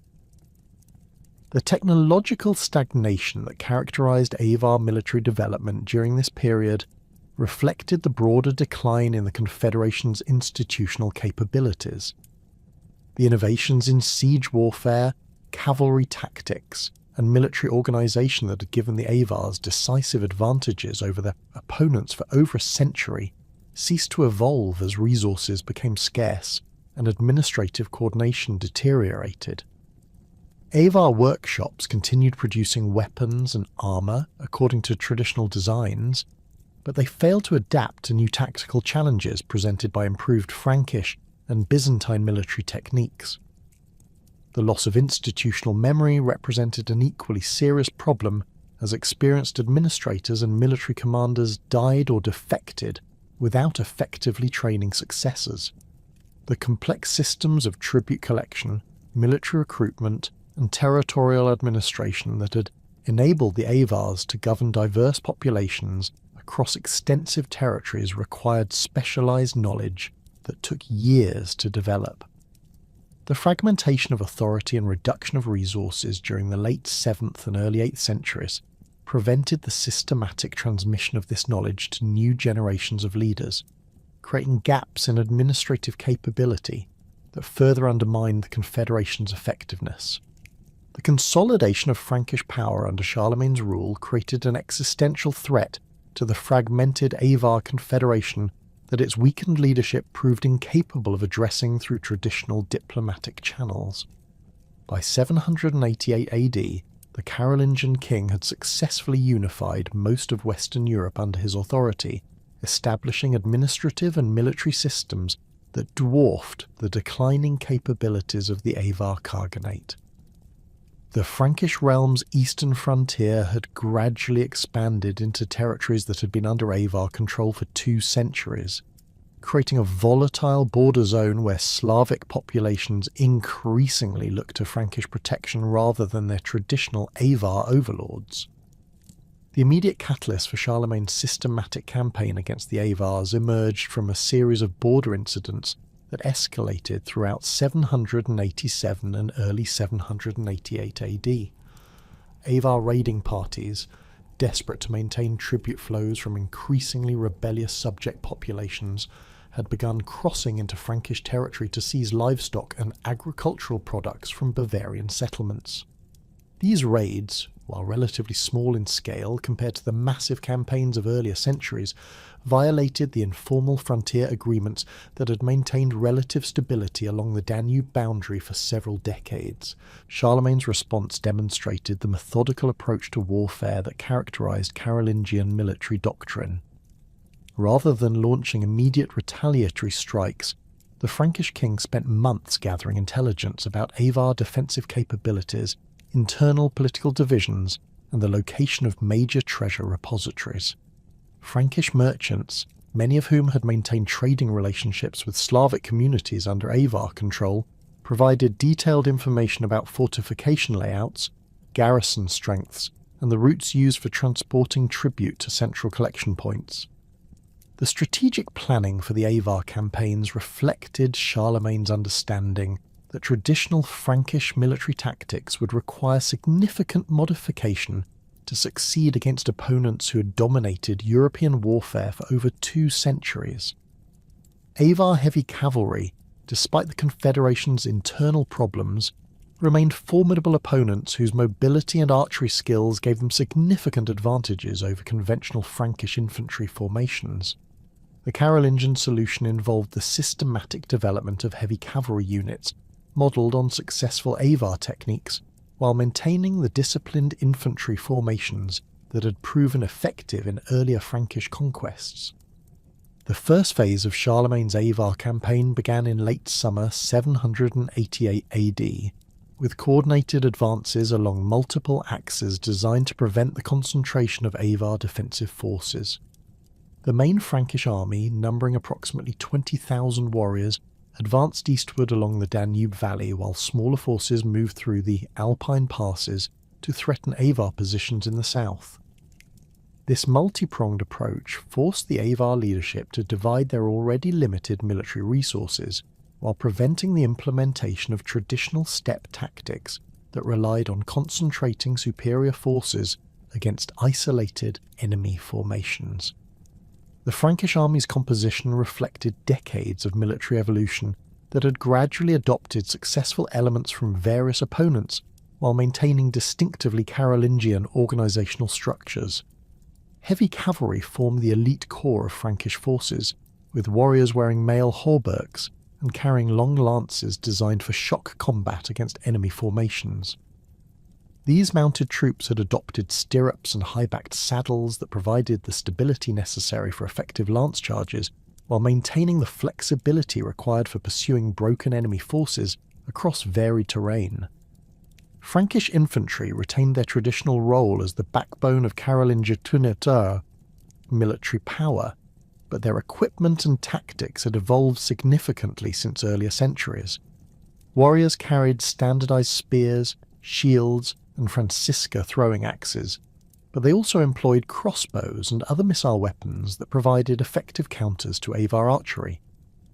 The disciplined formations that characterised Frankish infantry deployment allowed them to maintain cohesion under cavalry attack, while providing mutual support during advances against fortified positions. The siege train that accompanied Charlemagne's army represented one of the most sophisticated collections of military engineering equipment assembled in early medieval Europe. Frankish engineers had studied captured Avar siege engines and incorporated their design principles into improved versions that combined the mobility advantages of traditional steppe equipment with the destructive power of Roman-inspired heavy catapults. These hybrid designs could be quickly assembled from prefabricated components while delivering stone projectiles capable of breaching the earthwork fortifications that protected major Avar settlements. The initial Frankish advances encountered surprisingly limited resistance as Avar forces withdrew eastward rather than risking decisive battles against superior enemy numbers. This strategic retreat reflected both the Confederation's reduced military capabilities and a calculated decision to preserve their remaining strength for defending the most critical positions. Avar commanders recognised that their traditional tactical advantages had been largely negated by Frankish adoption of heavy cavalry and improved siege techniques, making prolonged defensive campaigns more viable than offensive operations. The abandonment of Western Avar territories proceeded according to established patterns that had been developed during earlier retreats from Frankish pressure. Portable wealth, including livestock, precious metals, and skilled craftsmen, was evacuated eastward toward the Confederation's core territories around the Ring. Agricultural populations received offers to accompany the retreating Avar forces, but many Slavic communities chose to remain in their traditional settlements and negotiate accommodation with the advancing Franks, rather than abandon their established farms and workshops. The Frankish occupation of abandoned Avar territories revealed the extent of the Confederation's earlier wealth and organisational sophistication. Fortified settlements contained substantial stores of weapons, armour, and military equipment that demonstrated the high quality of Avar metalworking, even during the period of political decline. Workshops for producing standardised military gear continued operating until the final evacuations, indicating that some aspects of the Confederation's administrative systems had remained functional despite broader political fragmentation. The integration of newly conquered Slavic populations into the Frankish administrative system proceeded along lines that reflected Carolingian experience in managing diverse ethnic groups throughout their expanding realm. Slavic tribal leaders who demonstrated loyalty to Frankish authority received confirmation of their local positions while accepting responsibility for tribute collection and military recruitment among their followers. This approach paralleled earlier Avar practices but operated within the framework of Frankish legal and administrative traditions that emphasised written agreements and standardised obligations.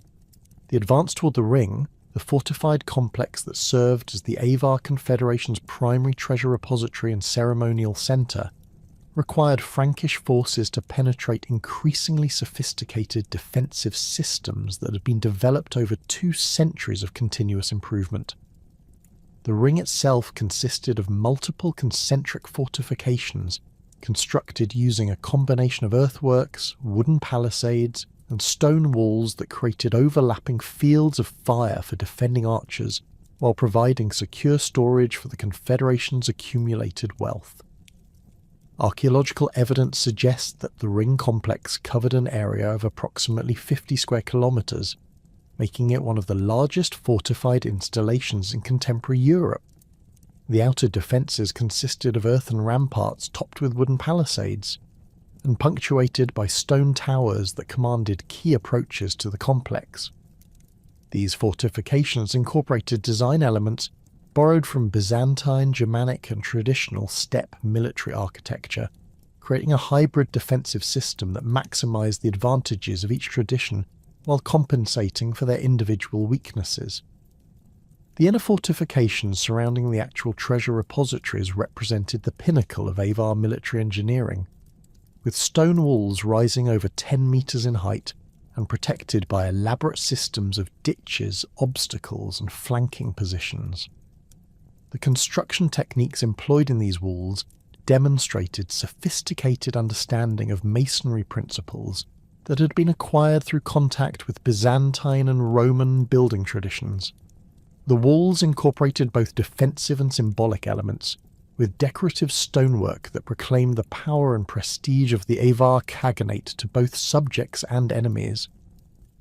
The siege of the ring began in earnest during the spring of 795 AD, after Charlemagne had spent the winter months consolidating his control over the western Avar territories and gathering intelligence about the fortress complex's layout and defensive capabilities.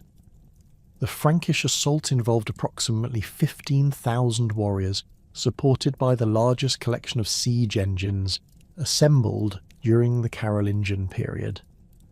The systematic nature of the attack reflected lessons learned during earlier sieges, while adapting to the unique challenges presented by the ring's sophisticated fortifications.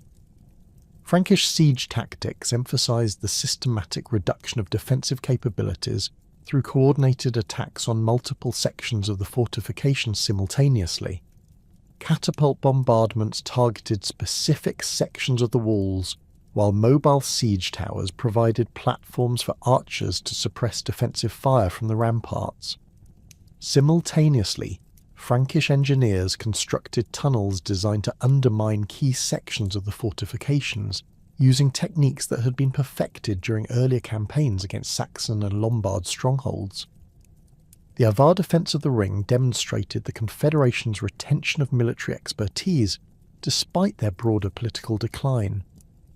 Defending forces, estimated at approximately 8,000 warriors, employed sophisticated counter-siege techniques that prolonged the assault for several months. Avar engineers constructed counter-tunnels designed to intercept Frankish mining operations, while organising sorties that targeted vulnerable siege equipment during construction and positioning phases. The psychological dimensions of the ring's siege proved as important as the purely military aspects, as the fortress complex held profound symbolic significance for both Avar identity and the broader political structure of Central Europe. The ring served not only as a treasure repository, but also as the ceremonial centre, where Khagans received investiture and where the Confederation's most important religious rituals were conducted. Its fall would represent not merely a military defeat, but the effective end of Avar political and cultural independence. The role of Slavic auxiliaries in the Frankish siege operations revealed the extent to which former Avar subjects had transferred their allegiance to Carolingian authority. Slavic warriors who had previously served in Avar armies now provided crucial intelligence about defensive weaknesses, while contributing specialised knowledge about siege techniques that had been developed during their service under Avar commanders. This defection of military expertise represented perhaps the most significant factor in enabling Frankish success against fortifications that had been designed by many of the same individuals who now served their enemies. The final assault on the ring occurred during late summer 796 AD, when coordinated Frankish attacks successfully breached the outer fortifications at multiple points simultaneously. The breakthrough resulted from the collapse of a major section of the eastern wall that had been weakened by months of bombardment and undermining operations. Avar defenders attempted to conduct a fighting withdrawal to the inner fortifications, but the speed of the Frankish advance prevented the organised evacuation of the treasure repositories that had been the primary objective of their prolonged resistance. The capture of the ring's treasure exceeded even Charlemagne's expectations, revealing the accumulated wealth of 2 centuries of successful tribute collection and military conquest. Frankish chroniclers described wagon trains loaded with gold, silver, precious stones, and luxury goods that required weeks to transport to secure locations in Frankish territory. The quantity of precious metals alone was sufficient to finance major construction projects throughout the Carolingian realm, while providing substantial rewards for the warriors who had participated in the campaign. The treasure's composition reflected the diverse sources of Avar wealth, and the extensive trade networks that had connected the Confederation with markets throughout Europe and beyond. Byzantine gold coins, Sassanid silver vessels, Germanic jewellery, and Slavic craft products demonstrated the breadth of economic relationships that had supported Avar prosperity. Religious artefacts from multiple traditions indicated the Confederation's pragmatic approach to managing diverse populations while maintaining their own cultural identity. The destruction of the ring as a political and military centre marked the effective end of organised Avar resistance to Frankish expansion, though scattered groups of warriors continued guerrilla operations in the mountainous regions of the Carpathian Basin for several more years. The psychological impact of the fortress complex's fall extended far beyond its immediate military consequences, as Slavic populations throughout the region interpreted the defeat as definitive proof that Avar power had been permanently broken. The systematic dismantling of Avar administrative structures in the conquered territories proceeded according to established Carolingian practices for integrating new provinces into their expanding realm. Frankish administrators replaced Avar tuduns while maintaining many of the tribute collection and military recruitment systems that had proven effective under the previous regime. This administrative continuity eased the transition for local populations while ensuring that the productive capacity of the conquered territories could be quickly integrated into Carolingian economic and military systems. The final phases of Avar resistance centred on the mountainous regions of Transylvania and the eastern Carpathians, where difficult terrain provided natural advantages for defensive warfare. Small bands of Avar warriors, supported by loyal Slavic communities, conducted hit-and-run attacks against Frankish supply lines and isolated garrisons. These operations, while militarily insignificant, demonstrated the persistence of Avar military traditions and the continued loyalty of some populations to their traditional rulers. The gradual suppression of these final resistance efforts required Frankish forces to adapt their tactics to the challenges of mountain warfare, where heavy cavalry proved less effective than in the open terrain of the Danube Valley. Frankish commanders increasingly relied on Slavic auxiliaries who possessed intimate knowledge of local terrain and the locations of hidden Avar strongholds. The systematic nature of these operations, involving the construction of fortified bases and the establishment of permanent garrisons, ensured that Avar resistance could not regenerate even if initial suppression efforts proved incomplete. The submission of Tudun, the last recognised Avar Khagan, to Charlemagne's court at Aachen in 803 AD represented far more than a ceremonial acknowledgement of defeat.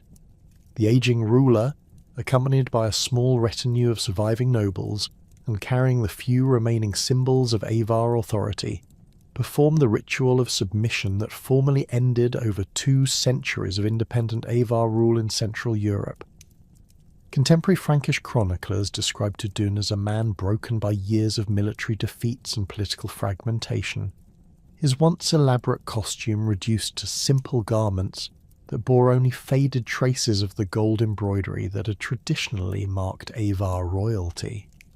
The ceremony itself followed established Carolingian protocols for receiving submissions from defeated rulers, but the specific terms imposed on the remaining Avar populations reflected Charlemagne's understanding of the unique challenges presented by governing nomadic peoples who had spent generations dominating sedentary populations.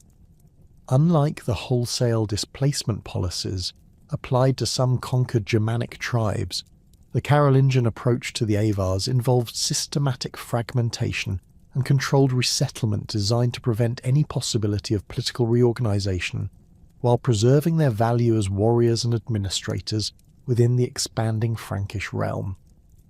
Tudun's formal submission included the surrender of all remaining Avar military forces, estimated at fewer than 3,000 warriors scattered across the eastern Carpathian Basin and the mountainous regions of Transylvania. These remnant forces, many of whom had spent years conducting guerrilla operations against Frankish expansion, faced stark choices between integration into Carolingian, military units as auxiliary troops or exile beyond the frontiers of Christian Europe. The majority chose integration, recognizing that continued resistance offered no realistic prospect of restoring Avar independence, while potentially resulting in complete extermination of their people.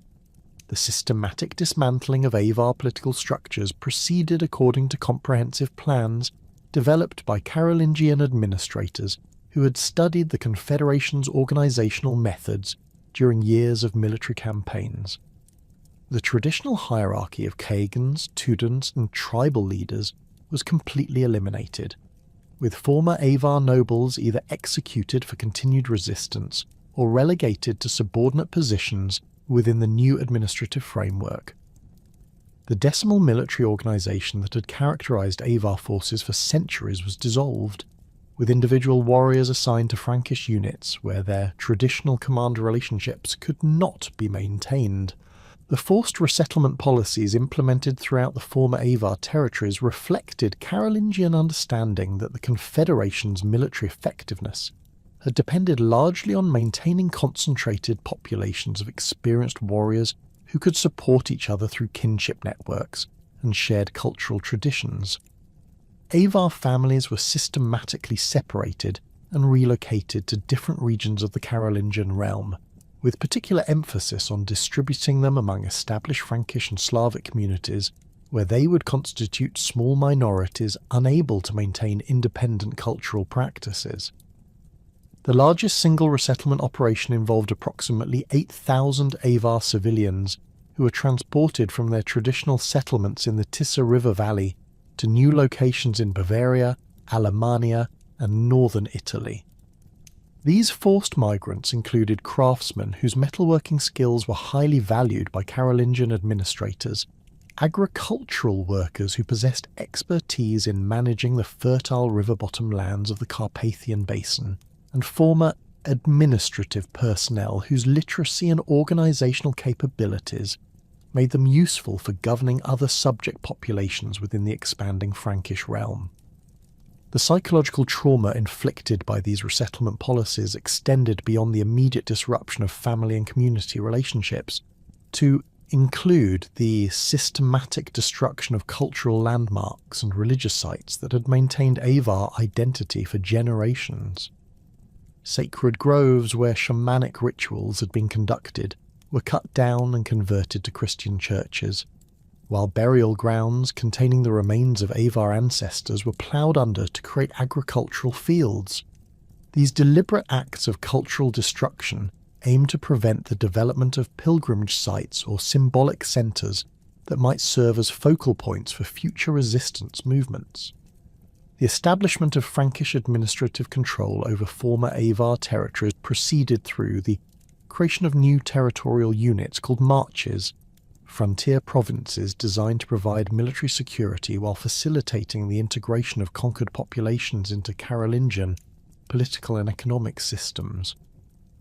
The Pannonian March, established in 803 AD under the command of a Frankish margrave named Gerald, encompassed the core territories of the former Avar Confederation and served as the model for subsequent frontier administration throughout the Carolingian realm.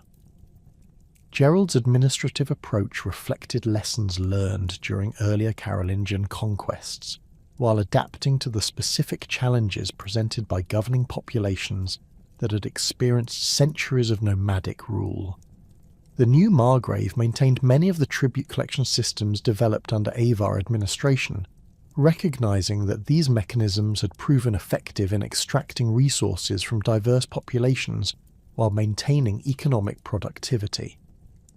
However, the destination of collected tribute shifted from supporting Avar military campaigns to funding Frankish fortifications and administrative centres that consolidated Carolingian control over the region. The construction of new fortified centres throughout the Pannonian March demonstrated Carolingian commitment to permanent occupation rather than simple tribute extraction. These fortifications, typically built at strategic river crossings and mountain passes, incorporated both military and civilian functions that created nuclei for urban development in regions that had previously been dominated by dispersed agricultural settlements and nomadic camps. The fortress at Carnuntum, rebuilt on the ruins of the old Roman legionary base, became the March's administrative capital and the primary residence of the Frankish Margrave. Archaeological evidence from these newly constructed Carolingian centres reveals the systematic replacement of Avar material culture with Frankish alternatives that served both practical and symbolic purposes. Traditional Avar pottery styles, characterised by distinctive geometric patterns and specialised forms adapted to nomadic lifestyles, disappeared from the archaeological record within a generation of Frankish conquest. Frankish potters introduced new vessel types designed for sedentary agricultural communities, while decorative motifs emphasise Christian symbolism rather than the animal figures that had characterised Avar artistic traditions. The transformation of metalworking traditions provides particularly clear evidence of cultural disruption and continuity in post-Avar Pannonia. Avar craftsmen had developed sophisticated techniques for producing the elaborate belt fittings, weapons and horse gear that had distinguished their material culture throughout Europe. Under Frankish rule, these same craftsmen were required to produce items according to Carolingian specifications, creating weapons and tools that followed Germanic design principles rather than steppe traditions. However, technical analysis of metalwork from early Carolingian sites reveals the persistence of Avar manufacturing techniques, indicating that knowledge transfer occurred even when cultural expression was suppressed. The religious transformation of former Avar territories represented one of the most comprehensive aspects of Carolingian integration policies. The systematic Christianization of populations that had maintained traditional shamanistic beliefs for centuries required extensive missionary activities supported by administrative pressure and economic incentives. Bavarian and Frankish clergy established monasteries and churches throughout the Pannonian March, often building these institutions on sites that had previously served as centres for traditional Avar religious practices. The conversion process revealed significant variations in how different populations adapted to Christian requirements while attempting to maintain elements of their traditional beliefs. Former Avar elites, whose political survival depended on demonstrating loyalty to Carolingian authority, typically underwent formal baptism and adopted Christian names while privately maintaining some traditional practices. Archaeological evidence from elite burial sites dating to the early 9th century shows Christian grave goods alongside traditional items like horse bits and shamanic symbols, suggesting syncretic religious practices that combined elements from both traditions.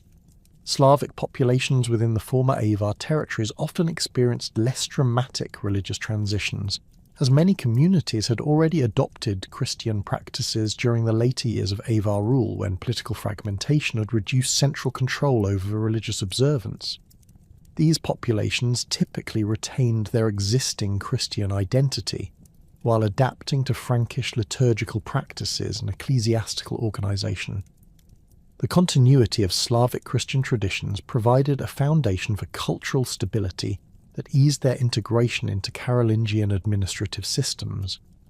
The economic integration of former Avar territories into the Carolingian realm required significant modifications to existing production and distribution systems that had been designed to support nomadic military campaigns rather than sedentary agricultural communities.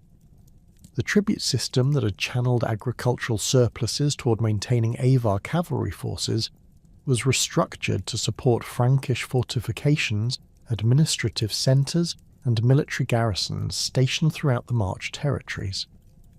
This reorientation of economic flows created new patterns of regional specialisation that emphasised local self-sufficiency rather than the centralised resource concentration that had characterised Avar administration.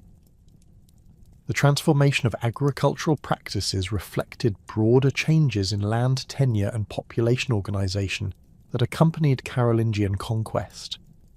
Avar pastoral nomadism, which had maintained extensive grazing areas for horse herds while supporting limited agricultural production, gave way to intensive farming systems that maximised grain production to support growing urban populations in the new Frankish administrative centres. Traditional Avar grazing lands were converted to arable fields, while remaining pastoral activities were confined to marginal areas unsuitable for crop production. The fate of Avar horse herds, which had formed the foundation of the Confederation's military power, illustrates the systematic nature of Carolingian policies designed to prevent any possibility of military resurgence. The finest animals were confiscated and transported to Frankish territories where they enhanced Carolingian cavalry capabilities, while remaining herds were either slaughtered for food or bred with Frankish stock to produce animals better suited to agricultural work than military campaigns. This deliberate destruction of Avar horse breeding capabilities eliminated one of the most distinctive aspects of their traditional culture, while ensuring that future generations would lack the mounted mobility that had characterized their ancestors. The linguistic transformation of former Avar territories provides evidence for both cultural continuity and disruption during the early decades of Carolingian rule. Avar language, which appears to have been a Turkic dialect related to other Central Asian nomadic tongues, ceased to function as an administrative language within a generation of Frankish conquest.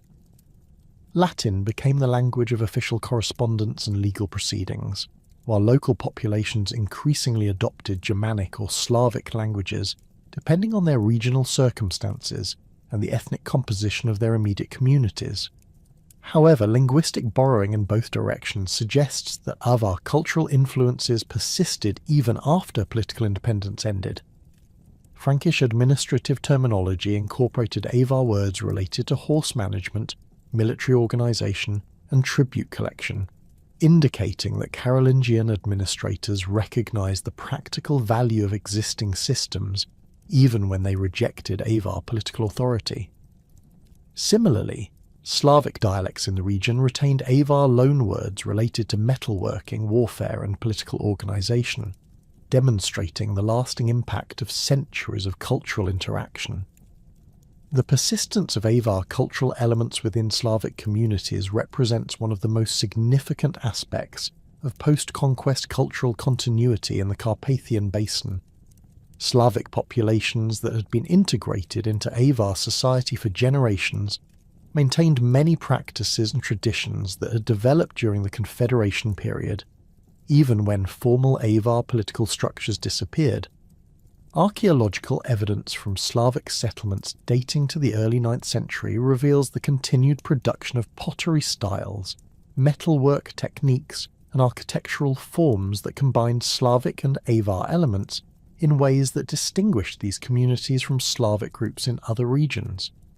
The gradual emergence of new political identities among the former subjects of the Avar Confederation reflected the complex process of cultural synthesis that occurred under Carolingian rule.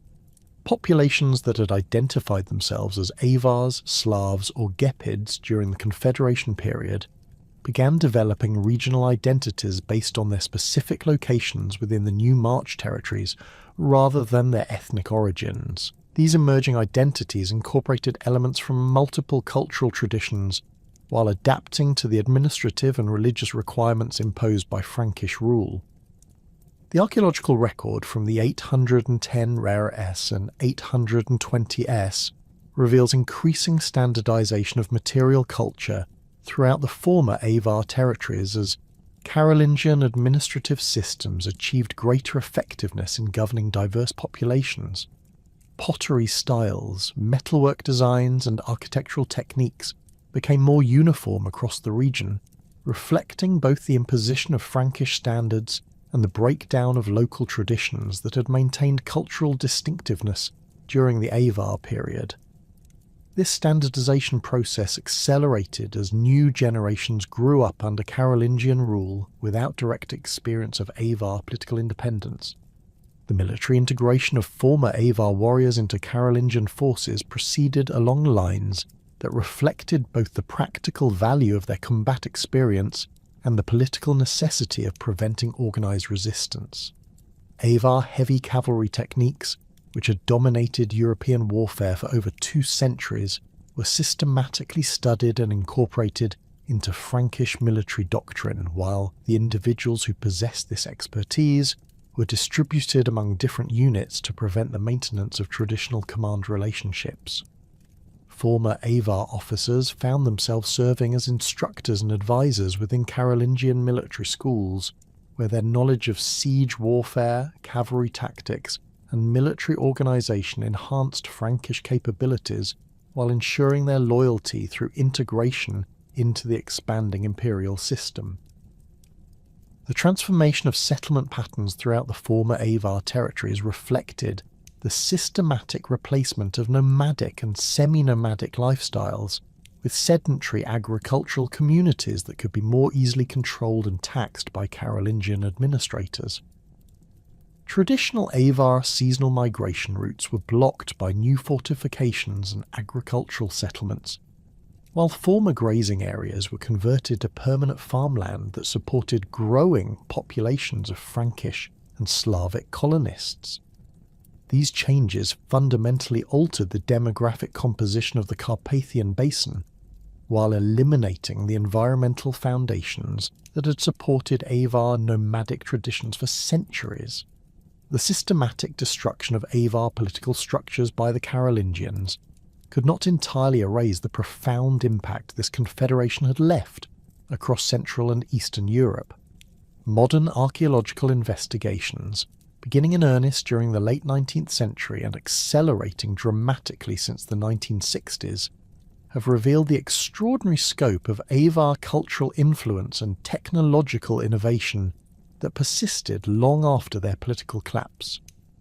The Hungarian Academy of Sciences' systematic excavation programs, combined with rescue archaeology conducted ahead of major infrastructure projects, have uncovered over 60,000 Avar period graves across the Carpathian Basin, providing unprecedented insights into a civilization that contemporary written sources described only fragmentarily. The distinctive burial practices that characterized Avar society throughout their 250-year dominance of Central Europe reveal sophisticated religious beliefs and social hierarchies that evolved considerably over time. Early Avar burials from the 560s and 570s demonstrate clear continuity with Central Asian steppe traditions, featuring deceased warriors interred alongside their horses in elaborate shaft graves that could reach depths of 4 meters. These early graves typically contained the warrior positioned on his back, with weapons arranged according to specific ritual requirements, composite bows placed along the right side, quivers filled with standardized arrowheads positioned near the feet, and curved sabres laid across the chest with their hilts pointing toward the deceased's right hand. The horse burials that accompanied these warrior interments provide crucial evidence for understanding both Avar religious beliefs and their practical approach to maintaining cavalry effectiveness. Archaeological analysis reveals that horses were typically killed through precise cuts to major neck arteries, suggesting ritual specialists who possessed detailed anatomical knowledge and performed these sacrifices according to established ceremonial protocols. The positioning of horse remains within burial chambers followed consistent patterns, with the animals' heads oriented toward the east and their bodies arranged to suggest movement toward the afterlife realm where deceased warriors would continue their mounted existence. The evolution of Avar burial practices during the 7th century reflects their increasing integration with sedentary populations and gradual adaptation to European religious influences. Graves from this period show reduced emphasis on horse sacrifice, with many elite burials containing only horse bits, stirrups, and other riding equipment, rather than complete animal remains. This transformation likely resulted from both practical considerations related to the increasing scarcity of suitable horses and religious syncretism that incorporated Christian concepts of afterlife that did not require physical mounts for spiritual transportation. The grave goods that accompanied Avar burials demonstrate remarkable consistency in their symbolic significance, while showing continuous technological innovation throughout the Confederation's existence. Belt sets, which appear in virtually every adult male burial of significant status, evolved from relatively simple leather straps with bronze fittings to elaborate constructions featuring dozens of precisely crafted metal plaques arranged according to complex decorative schemes. These belt sets served both practical functions as supports for weapons and tools and symbolic purposes, as indicators of social rank, military achievements, and tribal affiliations within the broader Avar confederation. The metalworking techniques employed in producing Avar belt fittings represent some of the most sophisticated craftsmanship in early medieval Europe, combining influences from Byzantine goldsmithing, Germanic animal-style decoration, and Central Asian geometric patterns.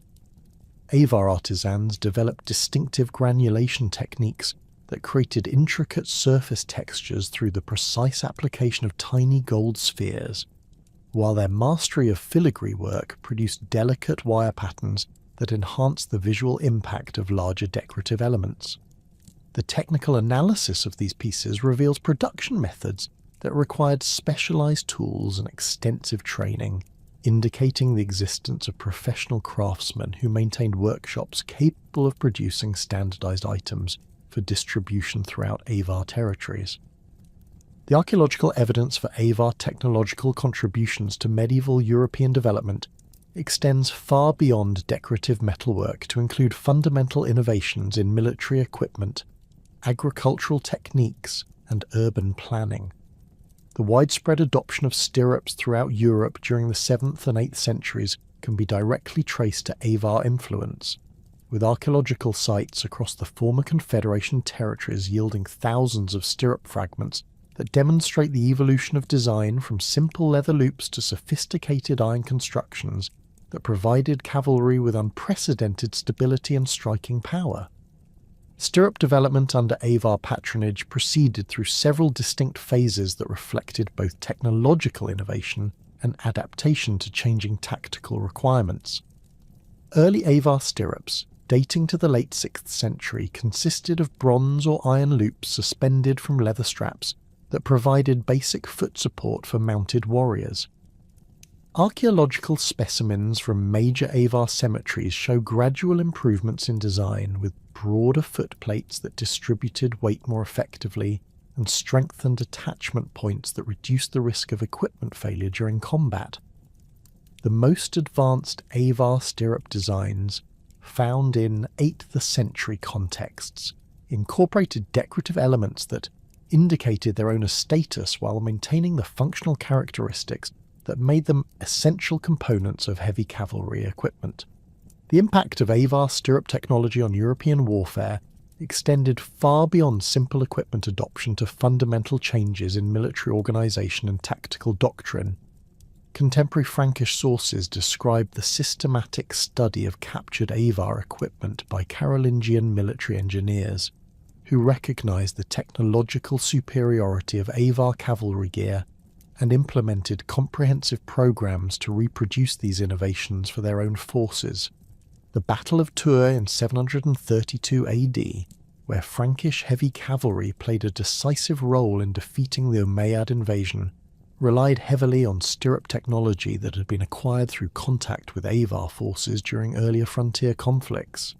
The agricultural innovations introduced by the Avars reflected their remarkable adaptability in transitioning from nomadic pastoralism to the management of sedentary farming communities. Archaeological excavations at former Avar administrative centres reveal sophisticated irrigation systems that maximised agricultural productivity in the fertile river valleys of the Carpathian Basin. These systems incorporated elements from both Central Asian water management techniques and Roman hydraulic engineering, creating hybrid solutions that proved more effective than either tradition alone in addressing the specific environmental conditions of their new territories. The Avar approach to agricultural intensification involved the systematic modification of natural drainage patterns to create controlled flooding systems that deposited fertile sediments across cultivated fields while preventing destructive inundations during periods of excessive rainfall. Excavations near the former ring fortress have uncovered extensive networks of channels, dikes, and retention basins that demonstrate sophisticated understanding of hydraulic principles and careful planning that coordinated agricultural activities across entire river watersheds. These systems required substantial labour investments and ongoing maintenance that could only be sustained through the tribute obligations imposed on subject populations, but their productivity gain supported population densities that exceeded pre-Avar levels by significant margins. The preservation of Avar placenames throughout Central and Eastern Europe provides compelling evidence for the lasting impact of their territorial, administration and settlement patterns. Linguistic analysis of modern toponyms reveals hundreds of locations whose names derive from Avar administrative terminology, military designations, or personal names of prominent Confederation leaders. The concentration of these place names follows patterns that correspond closely to archaeological evidence for Avar settlement density, creating complementary data sets that enhance understanding of their territorial organisation and population distribution. Hungarian place names containing elements like Avar, Tarjan and Gyula cluster primarily in regions that archaeological evidence indicates were centres of Avar political and military power. The persistence of these toponyms through centuries of political change demonstrates their deep integration into local geographical knowledge and suggests that Avar administrative structures maintain sufficient stability and legitimacy to influence how populations conceptualize their territorial organisation long after the Confederation's political collapse. The linguistic influences of Avar administration extended beyond simple place names to include loanwords that entered Hungarian, Slavic, and Germanic languages throughout their former territories. Hungarian retains numerous terms related to military organisation, animal husbandry, and political authority that derive from Avar usage, indicating cultural continuities that survive the Carolingian conquest and subsequent political transformations. Words like Gyuru, Tarjan, and various horse-related terminology demonstrate the persistence of Avar cultural concepts within populations that continue to inhabit their former territories. Slavic languages throughout the Carpathian Basin and Balkans similarly preserve Avar loanwords, particularly in specialised vocabularies related to metalworking, warfare, and political organisation. The distribution of these linguistic borrowings corresponds closely to regions where archaeological evidence indicates intensive Avar-Slavic interaction, supporting historical accounts of extensive cultural synthesis between these populations during the Confederation period. Technical terms for specific types of weapons, armour components, and metalworking techniques appear in multiple Slavic dialects with forms that suggest borrowing from a common Avar source, indicating standardized terminology that facilitated communication across the Confederation's diverse territories. The archaeological investigation of Avar urban centres has revealed sophisticated approaches to city planning and infrastructure development that influence medieval European urban design principles. The ring fortress complex, partially excavated since the 1950s, demonstrates organisational capabilities that rivaled contemporary Byzantine and Frankish administrative centres, while incorporating distinctive steppe nomadic concepts of spatial organisation. The complex's concentric layout with residential, administrative, and ceremonial areas arranged in clearly defined zones separated by fortified barriers provided models for defensive architecture that were subsequently adopted throughout Central Europe. The residential areas within major Avar centres reveal housing styles that combine traditional nomadic flexibility with the permanent construction techniques necessary for sedentary administrative functions.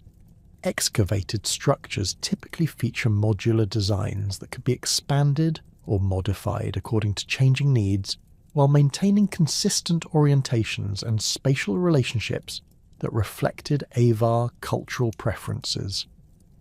These buildings incorporated heating systems adapted from Roman hypocaust technology, storage facilities designed for managing tribute goods from diverse sources, and workshop areas equipped for specialized craft production that supported both military requirements and luxury consumption by Avar elites.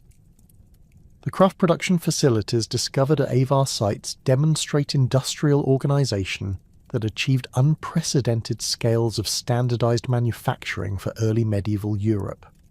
Weapon production workshops at major centers contained specialized tools, raw material stockpiles, and finished goods inventories that indicate systematic approaches to equipping large military forces with identical equipment.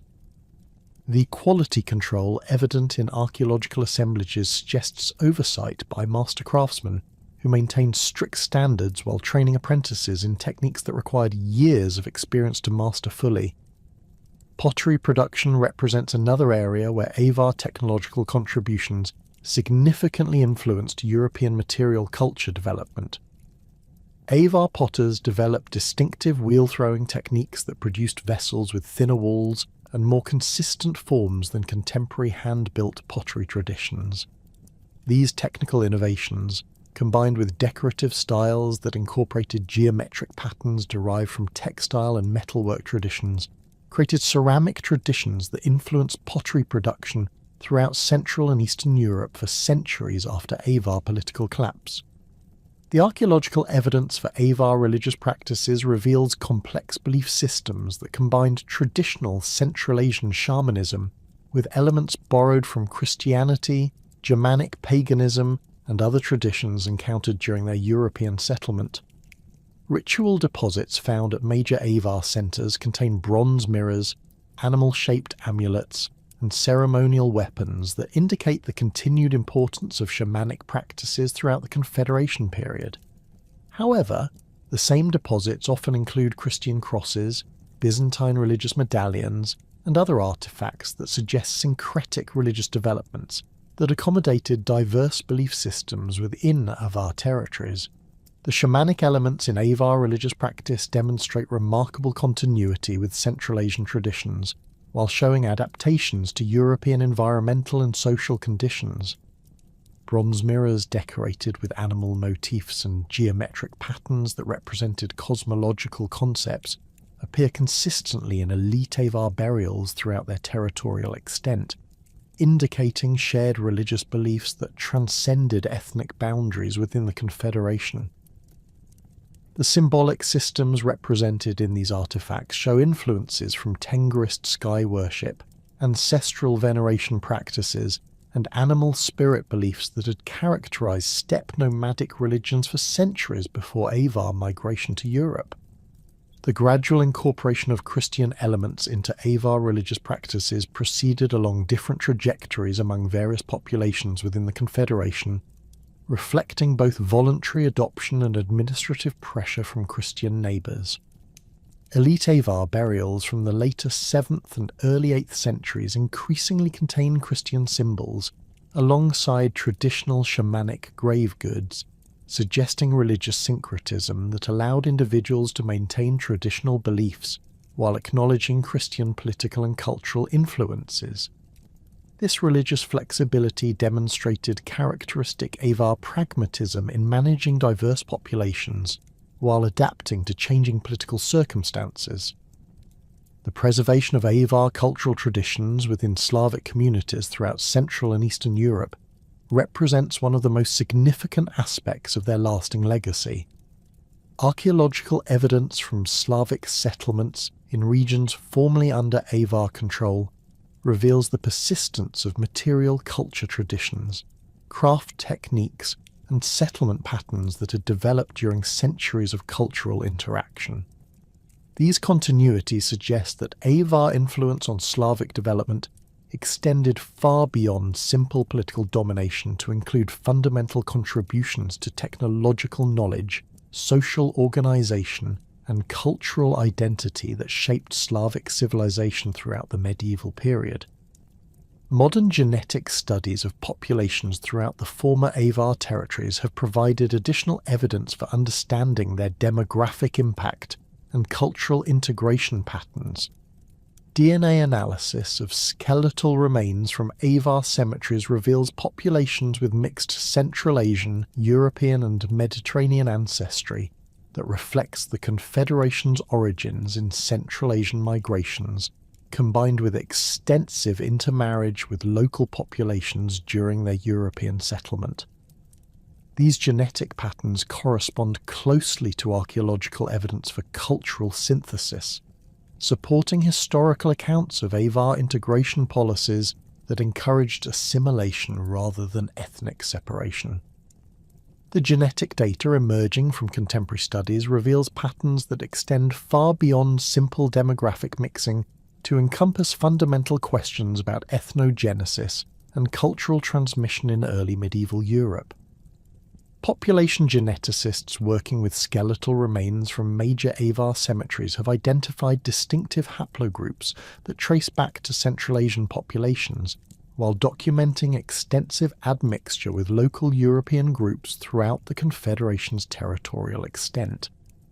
The frequency of East Asian genetic markers decreases systematically from east to west across former Avar territories, suggesting gradual demographic dilution as the Confederation expanded, while maintaining cultural cohesion through institutional rather than purely ethnic mechanisms. These genetic findings have profound implications for understanding the Avar role in transforming post-Roman Europe's demographic landscape. Rather than representing a simple conquest and replacement scenario, the evidence suggests complex processes of integration that created new population syntheses throughout Central Europe. The persistence of Central Asian genetic signatures in modern Hungarian, Slovak and Romanian populations indicates that Avar demographic contributions remained significant components of regional gene pools long after their political collapse. This biological legacy parallels the cultural and technological influences that shaped medieval European development across multiple domains. The Avar contribution to Slavic ethnogenesis represents perhaps their most enduring historical impact, fundamentally shaping the development of peoples who would dominate Eastern Europe for the subsequent millennium. Archaeological evidence demonstrates that Slavic populations under Avar rule developed distinctive material culture traditions, settlement patterns, and technological capabilities that distinguish them from Slavic groups in other regions. The standardized pottery styles, metalworking techniques, and agricultural practices that emerged in Avar-controlled territories created cultural foundations that influenced Slavic development throughout the medieval period and beyond. The political structures that evolved within Avar territories provided templates for early medieval Slavic state formation that proved remarkably durable and influential. The tributary relationships, administrative hierarchies, and territorial organization systems developed under Avar oversight became models for subsequent Slavic political entities throughout Central and Eastern Europe. The Great Moravian Empire, which emerged in the 9th century from territories formerly under Avar control, inherited administrative traditions, military organization principles, and diplomatic practices that had been refined during centuries of Avar rule. These institutional continuities provided stability during the transition from Avar to Slavic political dominance, while facilitating the rapid development of sophisticated state structures. The military innovations pioneered under Avar auspices had transformative effects on European warfare that extended far beyond their immediate territorial boundaries. The systematic development of heavy cavalry techniques, siege warfare capabilities, and combined arms tactics created military doctrines that influenced European martial traditions for centuries. Frankish military manuals from the Carolingian period explicitly reference Avar tactical innovations, while Byzantine military treatises describe defensive measures specifically designed to counter Avar siege techniques. The widespread adoption of stirrups, improved armour designs, and standardised weapons production throughout medieval Europe can be directly traced to technological developments that occurred within Avar territories. The archaeological record reveals that Avar military innovations extended beyond simple equipment improvements to encompass fundamental changes in military organisation and logistics. The decimal command structures, standardised equipment production, and systematic training programs developed by Avar military administrators provided models for professional army organisation that influenced medieval European military development. The integration of diverse ethnic groups into effective fighting forces demonstrated organisational capabilities that subsequent European powers studied and adapted for their own military systems. Historiographical interpretations of Avar society and culture have undergone dramatic transformations since serious scholarly investigation began in the 19th century. Early Hungarian historians, working within nationalist frameworks that emphasised Magyar origins and achievements, initially viewed the Avars primarily as predecessors whose legacy provided historical legitimacy for Hungarian territorial claims. This perspective, exemplified by scholars like Gyula Nemeth and István Bona, emphasise continuities between Avar and Hungarian material culture, while minimising the extent of cultural synthesis with Slavic and Germanic populations. The development of systematic archaeological methodology during the mid-20th century fundamentally altered scholarly understanding of Avar society by providing empirical evidence that challenged nationalist interpretations. Excavations conducted under the supervision of archaeologists like Ilona Kovrig and Andras Alfoldi revealed the extraordinary diversity of Avar material culture and the extensive evidence for cultural interaction with subject populations. These findings demonstrated that Avar civilization represented a complex synthesis of traditions, rather than simple cultural continuity from Central Asian origins, forcing scholars to develop more sophisticated models of ethnogenesis and cultural transmission. Contemporary scholarship has increasingly emphasized the Avars' role as cultural mediators who facilitated the transmission of technological innovations, artistic traditions, and institutional practices across the vast territories of early medieval Europe. Scholars like Falco Daim, Tivadar Vida, and Gergely Chiki have demonstrated that Avar territories served as crucial nodes in networks that connected Byzantine, Frankish, Slavic, and steppe nomadic civilizations. This mediating function enabled the Avars to synthesize diverse cultural elements while creating distinctive traditions that influenced European development across multiple domains. The recognition of Avar contributions to European technological development has led to fundamental reassessments of early medieval innovation patterns. Research by specialists in medieval technology like Lynn White Jr. and Bernard Bachrach has demonstrated that many innovations traditionally attributed to Frankish or Byzantine sources actually originated within Avar territories before spreading to other European regions. The systematic study of metallurgical techniques, agricultural innovations, and urban planning principles has revealed the extent to which Avar cultural synthesis contributed to broader European technological advancement. Modern archaeological techniques have revolutionized understanding of Avar settlement patterns and demographic organization through systematic survey methods that reveal landscape-scale patterns invisible to traditional excavation approaches. Aerial photography, ground-penetrating radar, and satellite imagery have identified thousands of previously unknown Avar sites throughout Central Europe, demonstrating population densities and territorial organization that exceeded earlier estimates. These discoveries have forced scholars to revise their understanding of Avar demographic impact and territorial administration, while revealing the sophisticated planning that characterized their settlement strategies. The application of scientific analytical techniques to Avar archaeological materials has provided unprecedented insights into craft production, trade networks, and technological capabilities.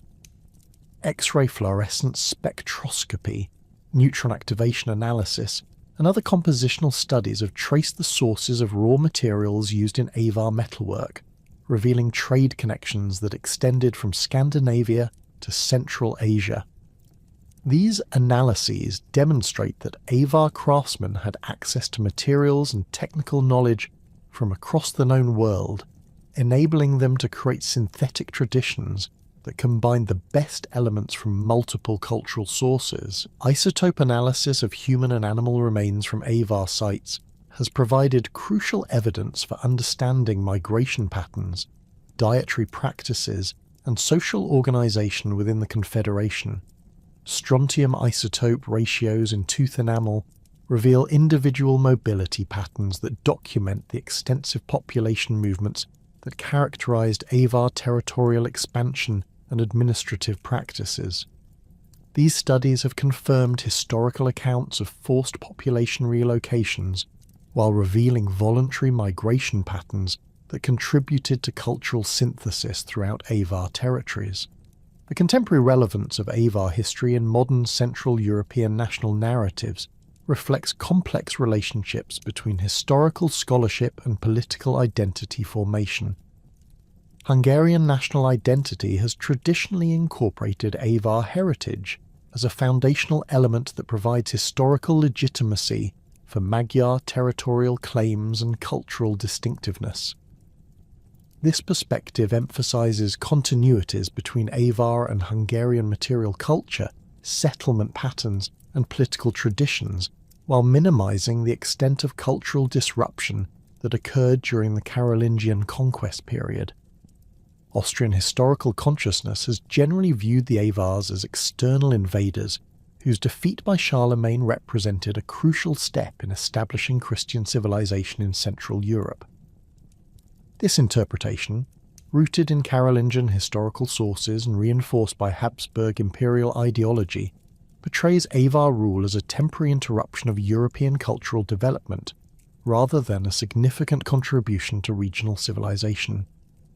Contemporary Austrian scholarship has begun to reassess this perspective, recognizing Avar contributions to technological development and cultural synthesis, while maintaining emphasis on Carolingian achievements in establishing lasting political institutions. Slovak national memory incorporates Avar heritage as evidence for the deep historical roots of Slavic civilization in the Carpathian Basin, emphasizing the role of Slavic populations in maintaining cultural continuity despite political changes.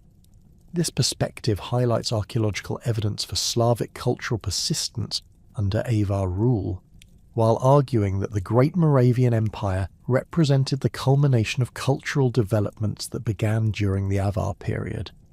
Slovak historians like Dusan Trestik and Jan Steinhubel have demonstrated that Slavic populations under Avar rule developed distinctive political institutions and cultural traditions that provided foundations for subsequent state formation. The integration of Avar history into broader European historical narratives has required scholars to move beyond nationalist frameworks towards more sophisticated understandings of cultural interaction and institutional development. The recognition that early medieval Europe was characterized by complex processes of ethnogenesis, cultural synthesis, and institutional innovation has led to renewed appreciation for the Avar role in facilitating these transformations. Rather than viewing the Avars as simply another nomadic confederation that temporarily disrupted European development, contemporary scholarship recognizes their crucial contributions to the cultural and technological foundations of medieval European civilization. The preservation and interpretation of Avar archaeological sites has become a significant focus for cultural heritage management throughout Central Europe, with major excavations at sites like the Ring Fortress attracting international scholarly attention and public interest.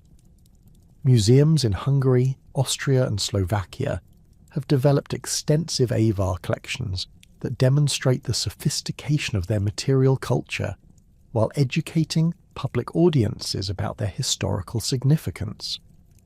These institutional efforts have contributed to broader recognition of Avar contributions to European cultural development, while fostering international scholarly collaboration in investigating their legacy. The digital humanities revolution has created new opportunities for synthesizing the vast quantities of archaeological data generated by decades of Avar research. Database projects that compile information from thousands of burial sites, settlement excavations, and artifact studies are revealing patterns that were invisible to earlier generations of scholars working with limited data sets. Geographic information systems that map the distribution of artifact types, burial practices, and settlement patterns across space and time are providing unprecedented insights into Avar territorial organization and cultural development. The application of network analysis techniques to Avar archaeological data has revealed the sophisticated communication and trade systems that connected their territories with regions throughout Europe and beyond. These studies demonstrate that Avar territories served as crucial nodes in networks that facilitated the transmission of ideas, technologies, and cultural practices across vast distances. The recognition of these network effects has led to fundamental reassessments of Avar historical significance, emphasizing their role as cultural mediators rather than simply military conquerors. Contemporary climate research has provided new context for understanding Avar adaptation strategies and their ultimate vulnerability to changing environmental conditions. Paleoclimatic data indicates that the Avar period coincided with generally favorable climatic conditions that supported agricultural productivity and population growth throughout Central Europe.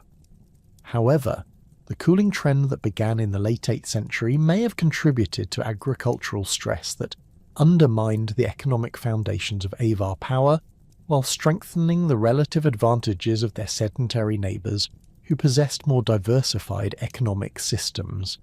The study of Avar contributions to medieval European development continues to reveal new dimensions of their historical significance as scholars apply innovative analytical techniques to growing archaeological data sets. The recognition that their confederation represented a crucial phase in the transformation of post-Roman Europe has led to fundamental reassessments of early medieval history that emphasize cultural synthesis and institutional innovation rather than simple conquest and replacement narratives. The Avar legacy, preserved in the genetic heritage of Central European populations, the technological innovations that shaped medieval warfare and agriculture, and the institutional traditions that influenced Slavic state formation, demonstrates that their impact on European civilization extended far beyond their 2.5 centuries of political dominance.